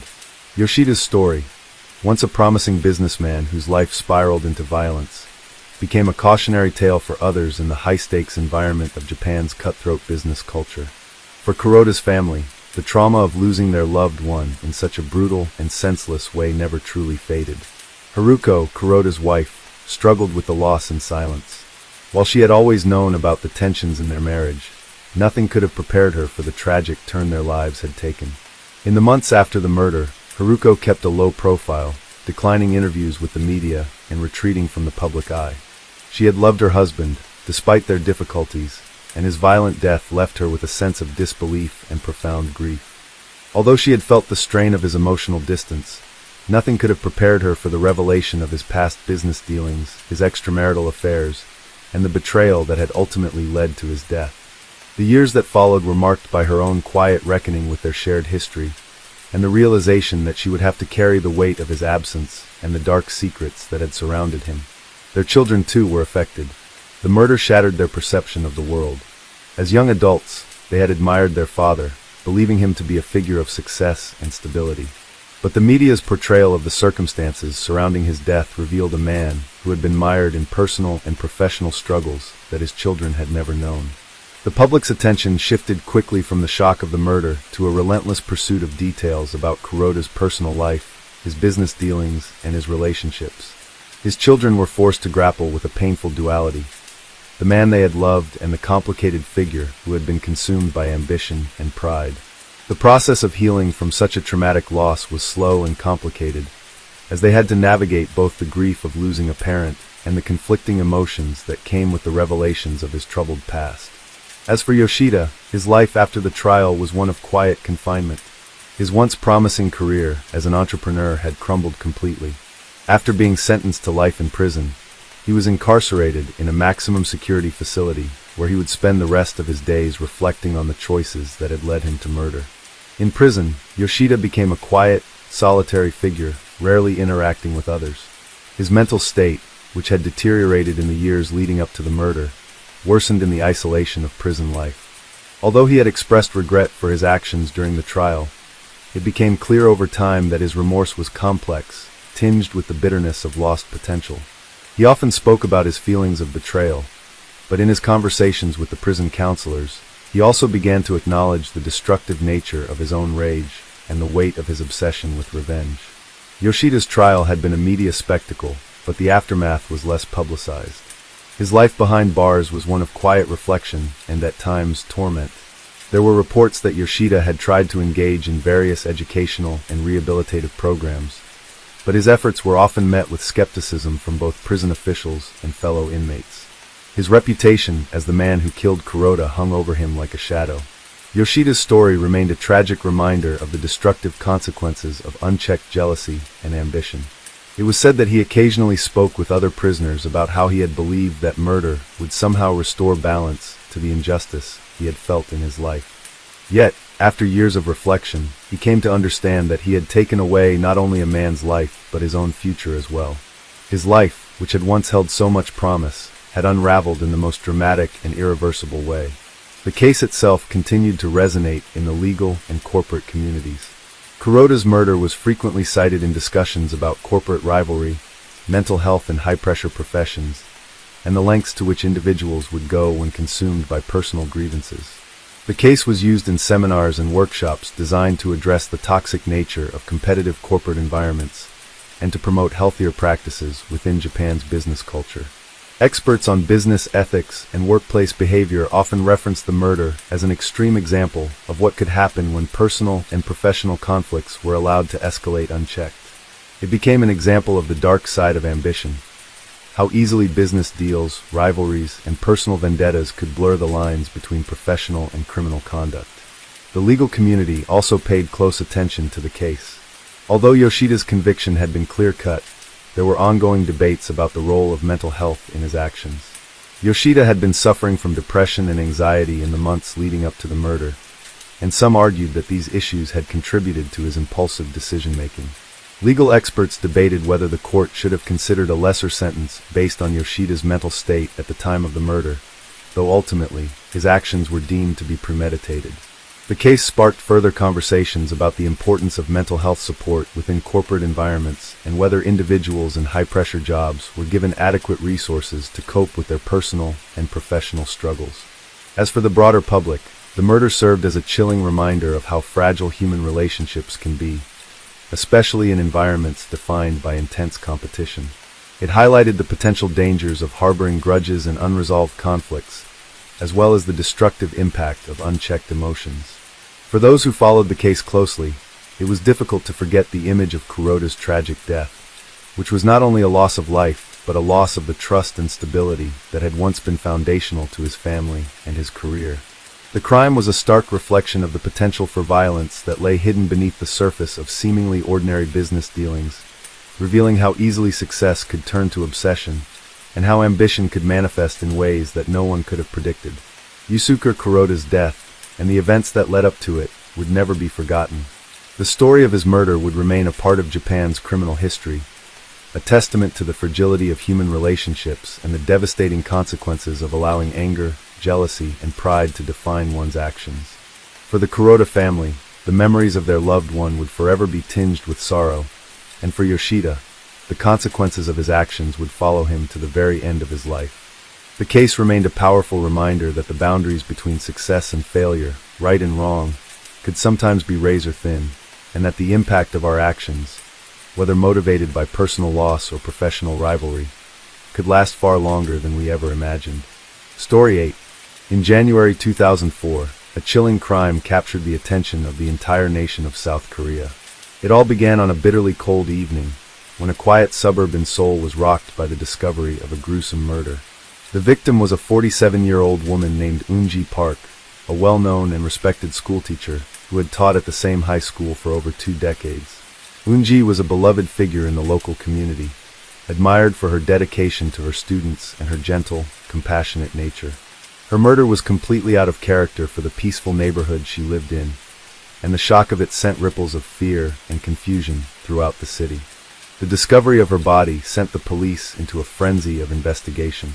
Eun-ji was found lying in her small, sparsely furnished apartment, her body surrounded by signs of a violent struggle. She had been stabbed multiple times, with the fatal blow striking directly to her chest. The apartment showed signs of forced entry, with the front door clearly being broken open. However, there was no evidence of a robbery, as nothing of value appeared to be missing. The police quickly realized that this was not a random act of violence, but a targeted, personal crime. At first, the investigators struggled to find any leads. Eun-ji had no known enemies, and her personal life seemed to be just as serene as her public persona. She was unmarried, with no children, and there were no reports of any ongoing conflicts or disputes in her life. The neighborhood where she lived was quiet, and there had been no history of criminal activity in the area. As the investigation continued, the detectives began to dig into Eun-ji's past, searching for any clues that could lead them to a possible suspect. The breakthrough came when investigators discovered that Eun-ji had been involved in an online relationship with a man named Sung-ho Kim. Eun-ji and Sung-ho had met through a popular social media platform that was gaining traction in South Korea at the time. Sung-ho was a 32-year-old software engineer who lived in another part of the city, but the two had bonded over shared interests in literature and philosophy. Their online conversations grew increasingly intimate, with the two of them exchanging personal details and discussing their dreams and aspirations. Eun-ji had even begun to confide in Sung-ho about her feelings of loneliness, as she had struggled with the idea of growing older without a family of her own. She was a woman who had given her life to teaching, but the isolation of being unmarried had begun to take a toll on her. Sung-ho, on the other hand, was a man who was still trying to find his place in the world. Although he had a stable job, his social life was limited, and he too felt the weight of loneliness.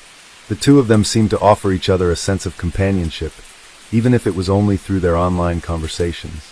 However, as their relationship deepened, Sung-ho began to reveal a more obsessive and possessive side of himself. Eun-ji, who had initially been flattered by his attention, started to feel uncomfortable with his increasing insistence on meeting in person.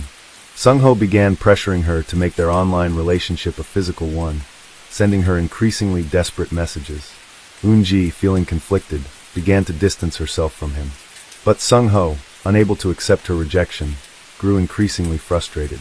In the days leading up to Eun-ji's murder, the police discovered that Sung-ho had become obsessed with the idea of meeting her face to face. He had become fixated on the belief that their connection was something more than just an online relationship. He had grown increasingly possessive of her, believing that they were meant to be together. The investigators uncovered a series of messages from Sung-ho, in which he expressed his feelings of betrayal and anguish over Eun-ji's reluctance to meet him. His messages were filled with anger, sadness, and confusion. He even began to accuse her of leading him on and playing with his emotions. On the night of the murder, Sung-ho had finally made up his mind. He arranged to meet Eun-ji in person, under the pretext of resolving their differences and talking face to face. Eun-ji, still hesitant but feeling some responsibility for the emotional turmoil she had caused, reluctantly agreed. She invited him to her apartment, hoping to end things amicably and firmly put an end to the unhealthy dynamic that had developed between them. What Eun-ji had not anticipated, however, was that Sung-ho's obsession had already crossed a dangerous threshold. When he arrived at her apartment, the conversation quickly escalated. What was intended to be a calm discussion about their relationship turned into an explosive confrontation. Sung-ho, unable to control his anger, snapped. In a moment of overwhelming rage, he grabbed a knife from her kitchen and attacked her. The struggle was violent, and Eun-ji fought desperately to defend herself, but Sung-ho was stronger and more relentless. In the end, he stabbed her repeatedly, leaving her to bleed out in her own home. After the murder, Sung-ho fled the scene, leaving behind the bloody crime scene. He immediately turned off his phone and attempted to disappear, knowing full well that the police would be looking for him. He knew that his obsession with Unji had led him down a dark path, but he was unable to stop himself from acting on his feelings. In the days following the murder, Sung-ho went into hiding, but his actions did not go unnoticed for long. The police quickly traced his movements and found that he had attempted to withdraw large sums of money from several ATMs in different parts of the city, trying to cover his tracks. Despite his efforts to evade capture, the police managed to locate him through his financial transactions and arrested him within a week of the murder. The arrest of Sung-ho sent shockwaves through the public. The case was widely covered by the media, with many focusing on the dangers of online relationships and the dark side of the internet. The idea that someone could be driven to murder over a relationship that existed solely in the virtual world was both shocking and disturbing.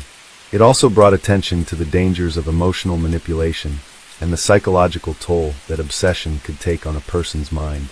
Sung-ho's trial was a lengthy and emotional one. Throughout the proceedings, he expressed deep remorse for what he had done, but his apologies were met with skepticism. The defense argued that Sung-ho's actions were the result of severe emotional distress, exacerbated by his loneliness and inability to cope with rejection.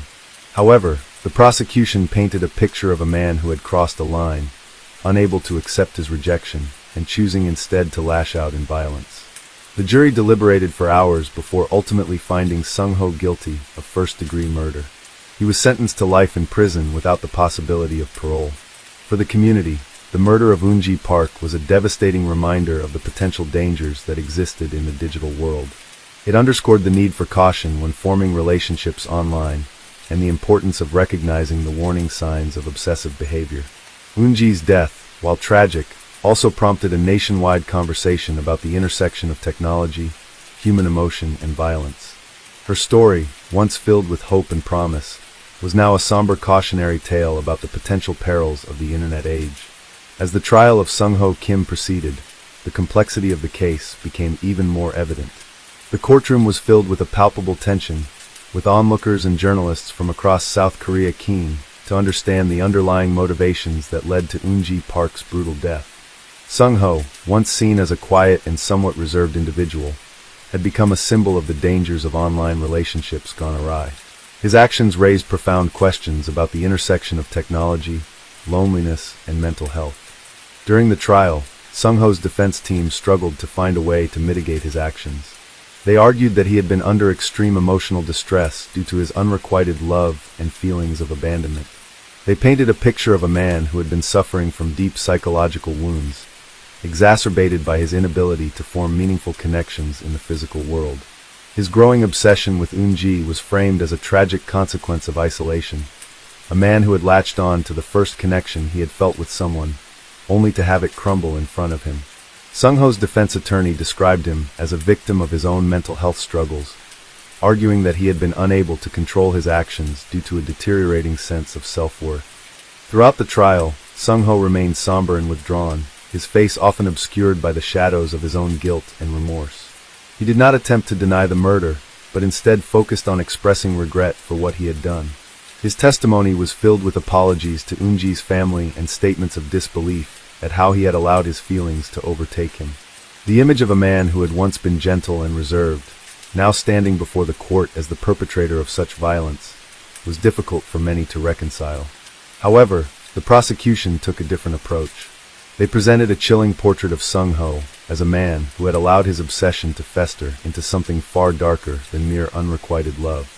They painted him as someone who had deliberately chosen to disregard Unji's wishes, seeing her rejection not as a natural end to their online connection, but as a personal affront that he could not accept. They emphasized that while his feelings may have been intense, they did not justify the brutal violence that he had unleashed on Unji. The prosecution argued that Sung-ho had been fully aware of what he was doing when he stabbed Unji to death, and that his actions were premeditated. They noted that his attempt to cover up the crime by withdrawing money and going into hiding demonstrated that he understood the severity of his actions. As the trial wore on, it became evident that Sung-ho's sense of entitlement was a significant factor in his violent outburst. He had been unable to accept the reality that Unji did not want a physical relationship with him, and his emotional breakdown over her rejection had been the catalyst for his violent rage. His obsession with her had clouded his judgment, and he believed that he had the right to demand her affection, regardless of her wishes. The prosecution argued that this mindset had pushed him to murder her, showing the dangerous consequences of untreated emotional and psychological issues when they were allowed to spiral out of control. The emotional impact of the trial was felt most acutely by Eunji's family. Her parents, who had raised her to be a kind, hard-working woman, were devastated by her untimely and violent death. They had never imagined that their daughter's life would be taken in such a way, and the months leading up to the trial had been a blur of grief and confusion. Eunji had always been a quiet, reserved person, but she had a deep sense of care for others, which made the tragedy of her death all the more incomprehensible. Her family had hoped that the trial would provide them with some measure of closure, but the emotional weight of reliving her final moments in the courtroom was unbearable. Eunji's mother, in particular, was torn apart by the loss. She had always been proud of her daughter's career as a teacher and the way she had touched the lives of her students. Eunji's mother had always believed that her daughter would have a long and fulfilling life, perhaps even finding a partner later on, but she never imagined that her daughter's life would be stolen by someone she had only met online. For Eunji's mother, it was impossible to reconcile the image of the loving, caring daughter she had raised with the brutal and violent end she had met at the hands of a man she had never even met in person. The media coverage of the case intensified as more details emerged about the dynamics of Eunji and Sung-ho's online relationship. As the public became more aware of how the two had met and how Sung-ho's obsession had evolved, the conversation surrounding online relationships became more urgent. The case highlighted the dangers of internet-based connections and how they could spiral out of control when one party's feelings became unreciprocated. Experts in psychology and online behavior weighed in on the case, warning about the potential hazards of forming emotional attachments with people you have never met face-to-face, especially when those attachments are not grounded in reality. The case also led to a broader conversation in South Korea about mental health and the importance of addressing emotional issues before they escalated into something more dangerous. Mental health professionals began speaking out about the pressure many people felt to form relationships, both online and offline, and how this pressure could sometimes lead to unhealthy attachments. The case exposed the darker side of human psychology, showing how feelings of loneliness, rejection, and isolation could manifest in dangerous ways when left unchecked. As the trial drew to a close, Sung-ho's fate was sealed.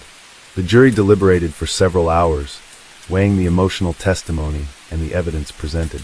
Ultimately, they returned a verdict of guilty, and Sung-ho was sentenced to life in prison for the murder of Eunji Park. The judge noted that while Sung-ho's emotional distress was understandable, it did not absolve him of his responsibility for taking another person's life. He was condemned not only for his violent actions, but also for the psychological damage he had inflicted on the victim's family, friends, and community. The sentence was a stark reminder of the cost of unchecked obsession and the importance of mental health awareness in preventing such tragedies.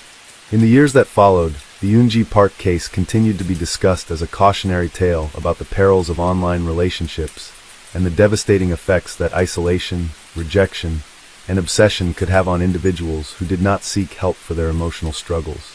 Eunji's murder, while tragic, served as a catalyst for change, sparking a wider dialogue on mental health, the internet's impact on human interaction, and the importance of emotional boundaries in relationships. The trial's conclusion, while bringing a sense of legal finality, did little to ease the emotional aftermath for Eunji Park's family and the broader community. Her parents were left with a sense of profound loss that no verdict or sentence could ever fully heal. Their daughter, whose life had been taken so violently, would never walk through their door again, never return to the classroom where she had touched so many lives. The void left by her absence was impossible to fill, and they were forced to navigate a world without the woman who had been a loving daughter, a dedicated teacher, and a cherished friend.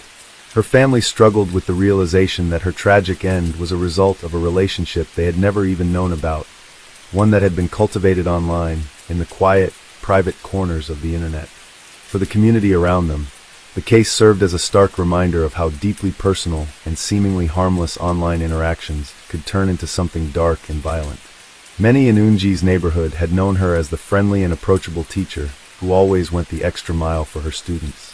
Her murder shattered the illusion that the world they lived in was safe from such brutal acts. It was a cruel revelation of how easily a life, once full of promise, could be taken by someone whose very existence had been shrouded in the anonymity that the internet often provides. The conversation about online relationships and their dangers became a regular feature in the media in the aftermath of the trial. Public awareness campaigns were launched to educate the public, particularly the younger generation, about the potential risks of interacting with strangers online. Experts in the fields of psychology and online behavior became frequent voices in the media, speaking on the importance of understanding the psychological complexities behind such violent outbursts.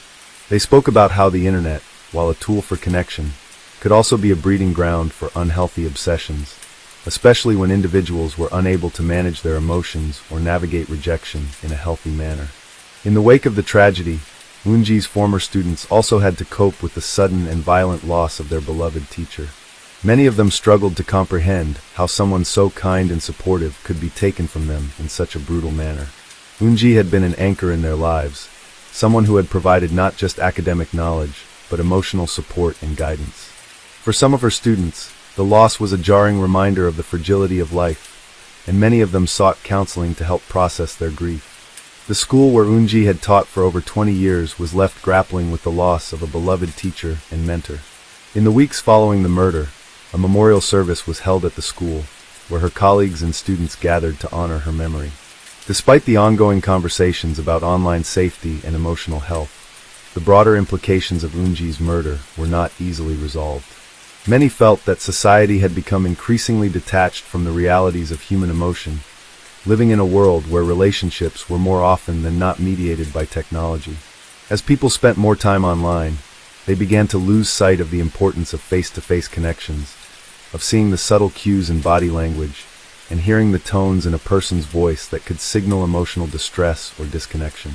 The rise of social media platforms had facilitated more connections between people, but at the same time, it had created a false sense of intimacy, where individuals could pour their emotions into text without truly understanding the weight of those words on the other side of the screen.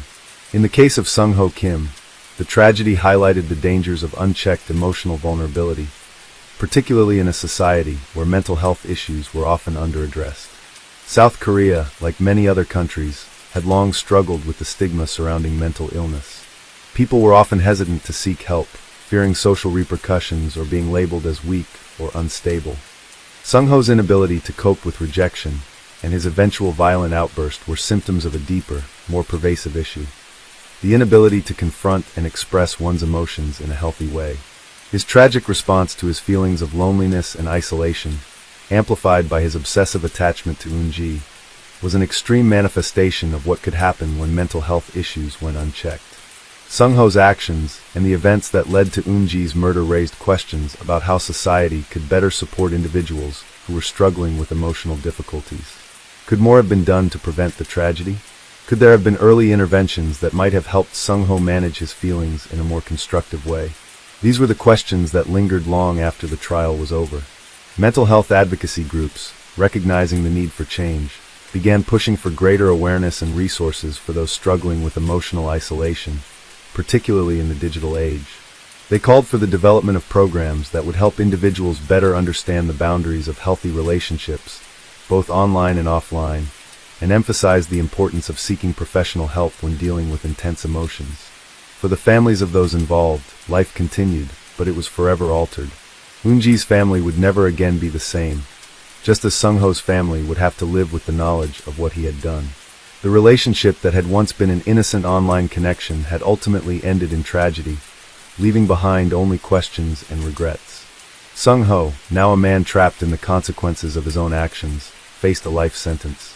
Though he would spend the rest of his days behind bars, the damage had been done. The life of Eunji Park, a woman who had given so much of herself to others, had been snuffed out in a single, violent moment. In the years that followed, Eunji's name continued to be remembered in the community. Memorials were held on the anniversary of her death, and her former students often spoke of the lessons she had imparted, not just in academics, but in life. They spoke of her kindness, her empathy, and her passion for teaching, ensuring that her legacy would live on. As for Sung-ho, his story served as a dark warning of the dangers that could arise when love becomes obsession, when emotional pain turns into violence, and when the virtual world creates a false sense of intimacy that can, in the worst cases, lead to destruction. Eunji's murder was a tragedy that would echo through the lives of those who knew her and those who learned of her story, and it would remain a haunting reminder of how the intersection of the internet and human emotions could sometimes lead to unimaginable consequences. The case would not easily be forgotten, and in the years to come, it would continue to shape the conversations surrounding mental health, online relationships, and the need for society to address these issues with greater awareness and compassion. Story 9. In February 2004, Singapore was shaken by a criminal case that highlighted the complexities of human relationships and the tragic consequences that can arise from them. The case involved a 37-year-old man named G. Krishnasamy Naidu and his 39-year-old wife, Chitrabathi D.Onariyanasamy. Their tumultuous relationship culminated in a violent incident that left the nation grappling with issues of domestic violence and the legal system's role in protecting vulnerable individuals. Krishnasamy and Chitrabathi had been married for several years, and their union was marred by frequent disputes and allegations of abuse. Friends and neighbors recounted instances where arguments between the couple escalated to physical confrontations. Despite the turbulent nature of their relationship, they remained together, perhaps due to societal pressures or personal convictions. On April 8, 2004, an incident occurred that would set the stage for the tragic events that followed. Krishnasamy, in a fit of rage, stabbed Chitrabathi twice with a knife. The attack was severe, and Chitrabathi sustained significant injuries. Krishnasamy was subsequently arrested and charged for the assault. However, the legal proceedings allowed for bail, and Krishnasamy was released pending his trial. This decision would later be scrutinized, as it became evident that Chitrabathi's safety was still in jeopardy. Despite the previous assault and the pending charges, Krishnasamy continued to harbor resentment towards his wife. The reasons for his animosity were multifaceted, stemming from personal insecurities, financial disputes, and deep-seated anger issues. Chitrabathi, on the other hand, was described by her colleagues as a diligent worker who tried to maintain a semblance of normalcy despite her personal challenges. On May 17, 2004, a little over a month after the initial stabbing incident, Krishnasamy confronted Chitrabathi at her workplace in Tuas. Armed with a chopper, he attacked her in broad daylight, hacking her multiple times in front of horrified witnesses. The brutality of the assault was such that Chitrabathi succumbed to her injuries shortly after. The public nature of the crime and its sheer savagery sent shockwaves throughout Singapore. Following the murder, Krishnasamy fled the scene but surrendered to the police 9 hours later. He was promptly charged with murder under Section 300 of the Penal Code, which mandates the death penalty for such offenses. The case proceeded to trial, where the prosecution presented evidence of Krishnasamy's premeditation and his history of violence towards his wife. During the trial, witnesses recounted the events leading up to the murder, painting a picture of a man consumed by jealousy and rage. The defense attempted to argue that Krishnasamy was under severe emotional distress and did not have the intention to kill. However, the court found that the evidence pointed to a deliberate and calculated act of violence. Krishnasamy was found guilty of murder and sentenced to death. He appealed the conviction, and in a turn of events, the appellate court set aside the murder conviction, finding him guilty of culpable homicide not amounting to murder instead. This lesser charge took into account factors such as diminished responsibility due to his mental state at the time of the crime. Consequently, Krishnasamy was sentenced to life imprisonment. The case of Krishnasamy and Chitrabathi highlighted several critical issues within Singaporean society. It underscored the devastating impact of domestic violence and the challenges faced by victims in seeking protection. The fact that Krishnasamy was out on bail after a violent assault raised questions about the adequacy of legal safeguards for individuals at risk. Moreover, the case prompted discussions about mental health, the nature of culpability, and the complexities involved in adjudicating crimes of passion. In the aftermath, there was a renewed focus on strengthening support systems for victims of domestic abuse. Advocacy groups called for more robust protective measures, including stricter bail conditions for individuals accused of violent offenses and enhanced counseling services for both victims and perpetrators. The legal community also engaged in debates about the balance between punishment and rehabilitation, especially in cases where mental health issues play a significant role. The tragic end of Chitrabathi D.Onariyanasamy serves as a somber reminder of the perils of unchecked domestic violence and the imperative for society to intervene before conflicts escalate to irreversible outcomes. It also highlights the need for continuous evaluation of the legal frameworks in place to protect vulnerable individuals and ensure that justice serves both as a deterrent and a means of rehabilitation. As the trial of G. Krishnasamy Naidu progressed, the courtroom became a battleground of legal arguments, emotional testimonies, and forensic evidence, all aiming to dissect the tragic events that unfolded on that fateful day in May 2004. The prosecution was determined to establish that Krishnasamy's actions were not spontaneous, but rather premeditated. They painted a chilling picture of a man who, despite being released on bail after a previous violent attack on his wife, had used that time to carefully plan his final, brutal act of vengeance. Witnesses who had been present during the murder took the stand one by one, recounting the horrifying events that had unfolded in front of them. Several of Chhatrapathi's co-workers, who had been outside the factory in Tuas during their lunch break, recalled the moment Krishnasamy arrived. He had been waiting nearby, lurking in the shadows, as if biding his time. The moment he saw his wife step outside, he approached with quick, purposeful strides. At first, there was no indication of violence. Some thought he had simply come to confront her. But then, within seconds, everything turned into chaos. One witness, a security guard working at the factory, described in detail how Krishnasamy had reached into a plastic bag and pulled out the chopper. The gleaming blade caught the light just moments before he swung it violently at Chhatrapathi. The first strike landed on her shoulder, a deep wound that caused her to stumble backward. She had screamed, a sound so raw and full of terror that it sent chills down the spines of those who heard it. But Krishnasamy did not stop. He struck again and again with terrifying force as people around them began to scatter in panic. Another witness, a factory worker who had been a few feet away, described how he had been frozen in shock, unable to move as he watched the attack unfold. He just kept hitting her, the witness said, his voice trembling as he recounted the events. Even when she was on the ground, he didn't stop. He was like a man possessed. The sheer brutality of the assault had left many of the onlookers unable to react in time. By the time someone gathered the courage to intervene, it was already too late. Chhatrapathi lay motionless on the pavement, blood pooling around her, her body marred with deep, fatal wounds. The prosecution emphasized that Krishnasamy's actions showed clear intent to kill. The fact that he had brought the chopper with him, concealed inside a plastic bag, was evidence of premeditation. He had waited for the right moment, ensuring that Chhatrapathi had no means of escape. They also argued that his previous attack on her in April, where he had stabbed her twice, was proof that this was not an impulsive crime, but part of a pattern of escalating violence. Forensic experts who examined Chhatrapathi's body provided further damning evidence. The wounds were not the result of a momentary lapse in control. They were deep, targeted, and inflicted with precision. Several of the cuts had nearly severed arteries, ensuring that she would not have survived even with immediate medical intervention. One of the fatal blows had nearly decapitated her. This was not a mere act of rage, it was a deliberate execution. However, Krishnasamy's defense team sought to paint a different picture. They argued that he was not in full control of his mental faculties at the time of the murder. His defense lawyer claimed that Krishnasamy had suffered from severe emotional distress, exacerbated by his financial struggles, marital problems, and personal insecurities. They brought in psychological experts who testified that he exhibited signs of deep-seated emotional instability, which could have impaired his ability to think rationally in the heat of the moment. One psychiatrist testified that Krishnasamy had a history of depressive episodes and emotional outbursts, often triggered by his fear of abandonment.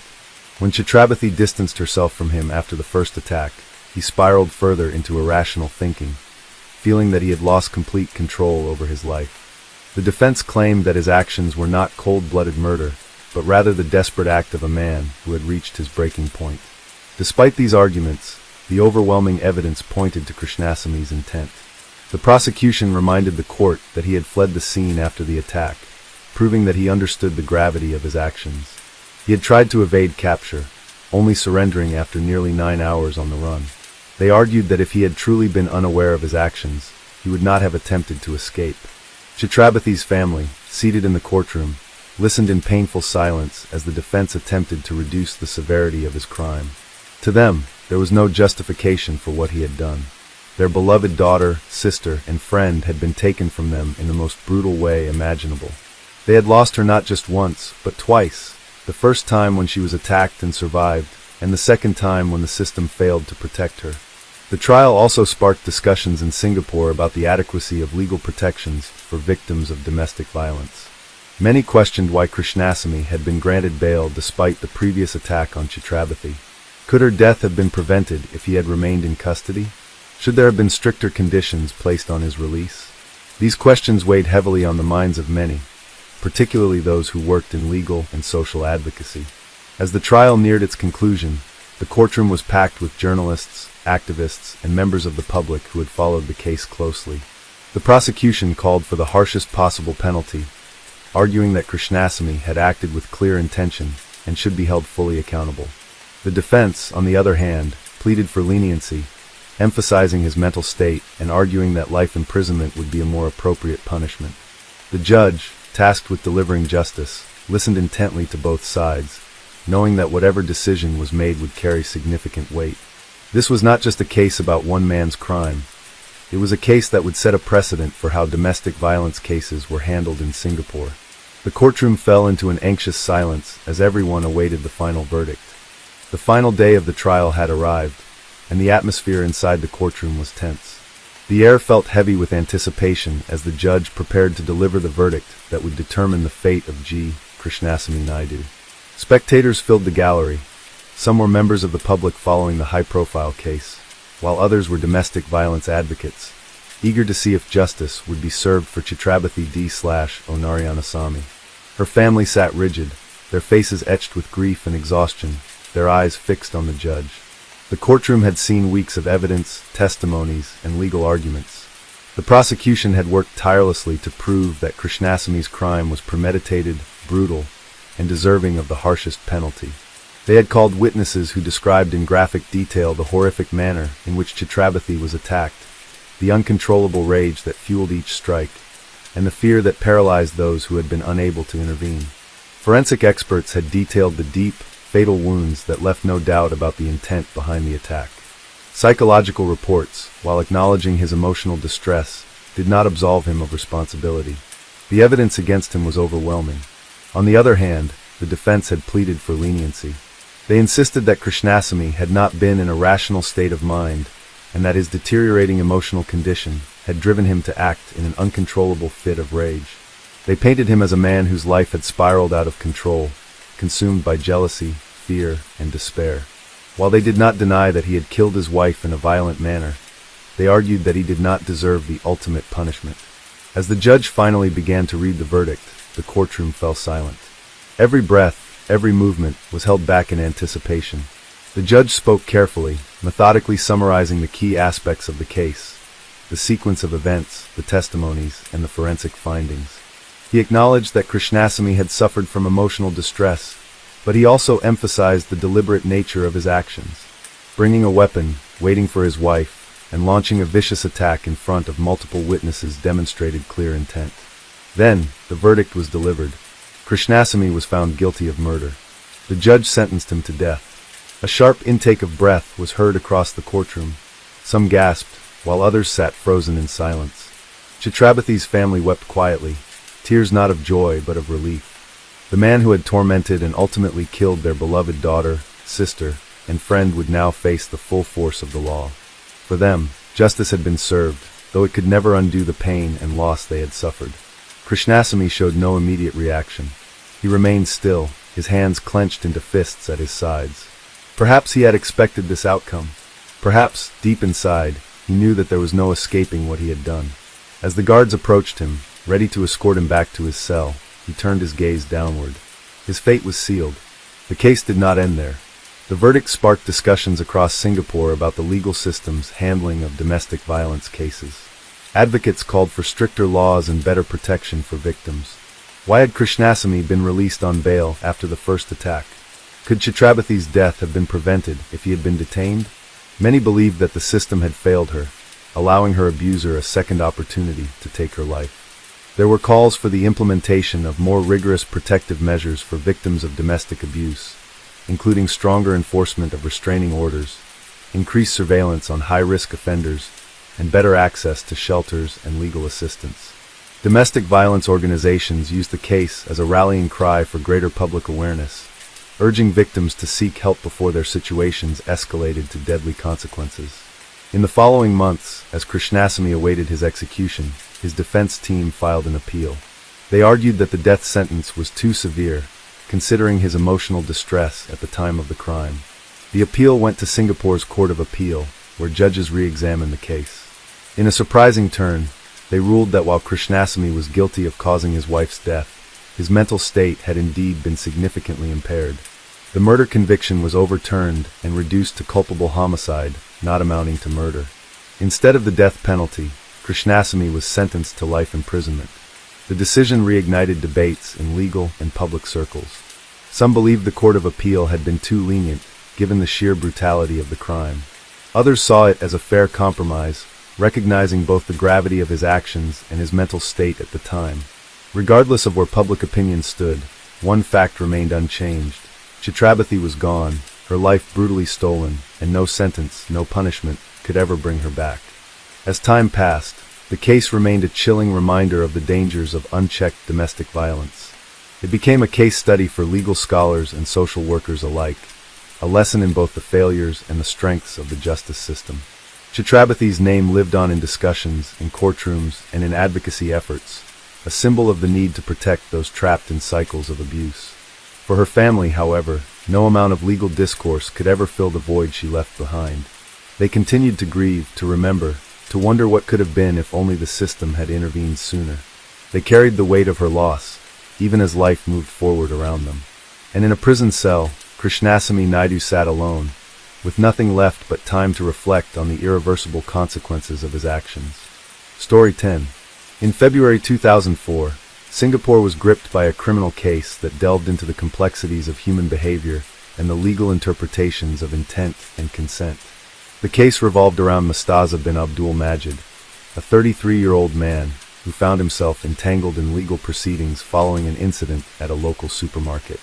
This case not only highlighted the nuances of criminal law, but also underscored the importance of understanding the fine line between lawful conduct and criminal activity.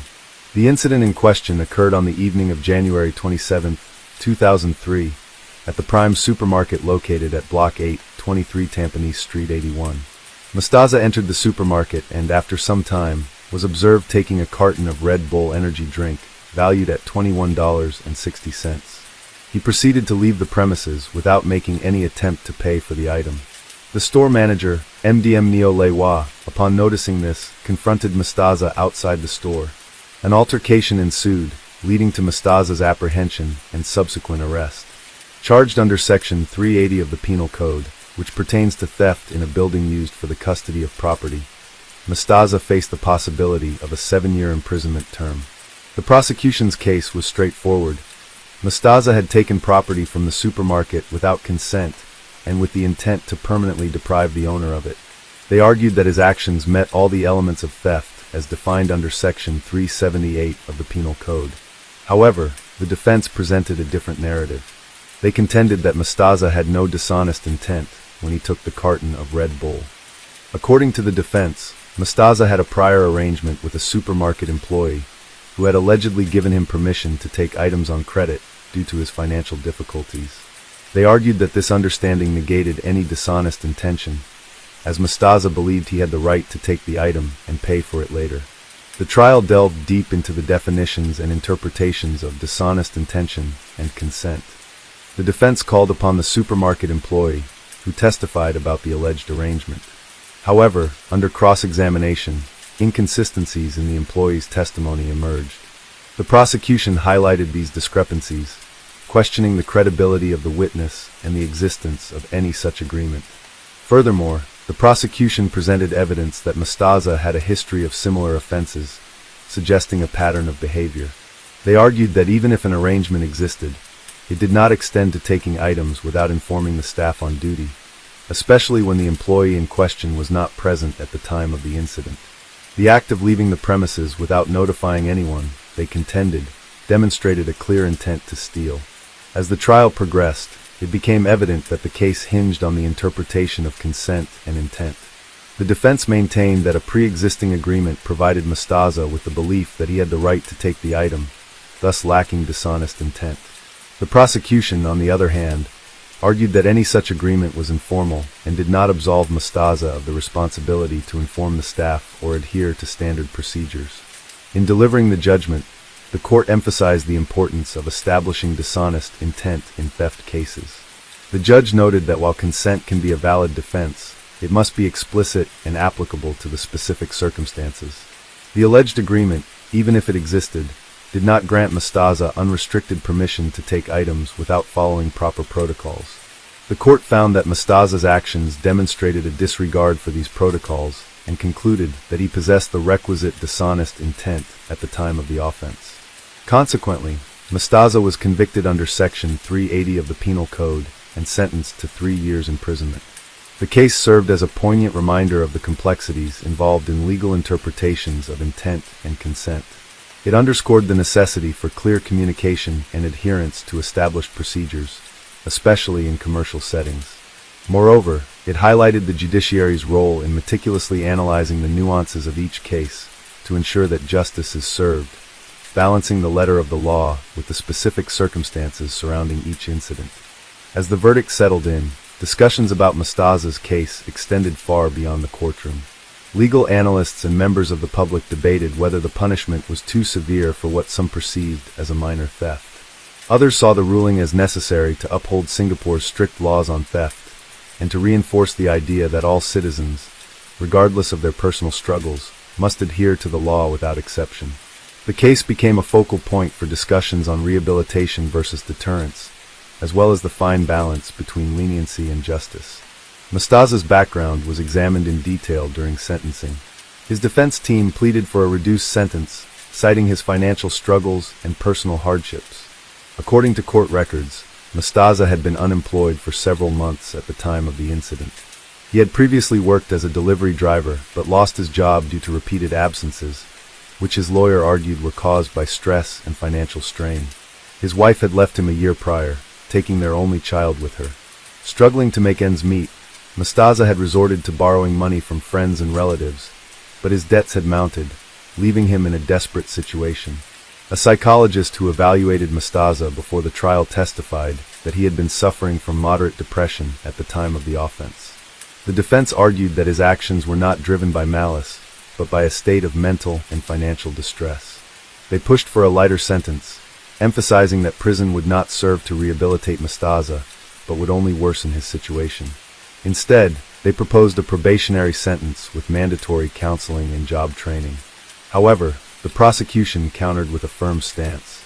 They presented evidence that Mostaza had prior convictions for similar offenses, including a case of shoplifting in 1999 and another theft-related charge in 2001. Though both previous convictions had resulted in fines rather than jail time, the prosecution used them to argue that Mostaza was a repeat offender who had failed to reform. They contended that leniency had already been extended to him in the past, and yet he continued to engage in criminal behavior. If he were given another chance, they argued, what assurance was there that he would not reoffend? The judge deliberated on the sentencing for several days before ultimately deciding on a 3-year imprisonment term. In his ruling, he acknowledged Mostaza's personal difficulties, but emphasized the importance of upholding the law. While the court recognizes the challenges faced by the accused, the law cannot turn a blind eye to repeated offenses, he stated.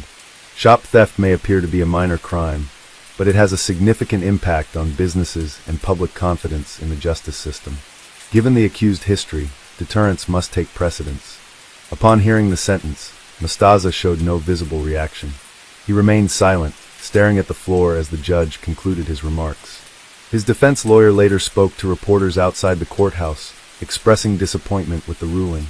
"We were hoping for a more rehabilitative approach," he said. "My client is not a hardened criminal. He made a mistake, and he needed help, not just punishment." Unfortunately, the court took a different view. As Mostaza was taken into custody, his family was noticeably absent. None of his relatives had attended the hearings, and it was unclear whether he had any support system waiting for him outside of prison. A former colleague, who had shown up on the day of the sentencing, spoke briefly with reporters. "It's sad, really. He wasn't a bad guy. He just got lost along the way," he said. "I don't know if prison will help him or make things worse." Inside Changi Prison, Mostaza quickly learned the realities of incarceration. The Singapore prison system was known for its strict discipline, and as a repeat offender, he was closely monitored by prison authorities. His daily routine was rigid: early mornings, strict work assignments, and limited recreational time. Initially, he struggled to adapt. He kept to himself, speaking little and avoiding interactions with other inmates.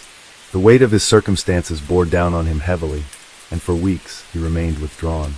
However, as time passed, Mostaza began to engage in rehabilitation programs offered within the prison. He enrolled in vocational training courses, learning basic electrical repair skills.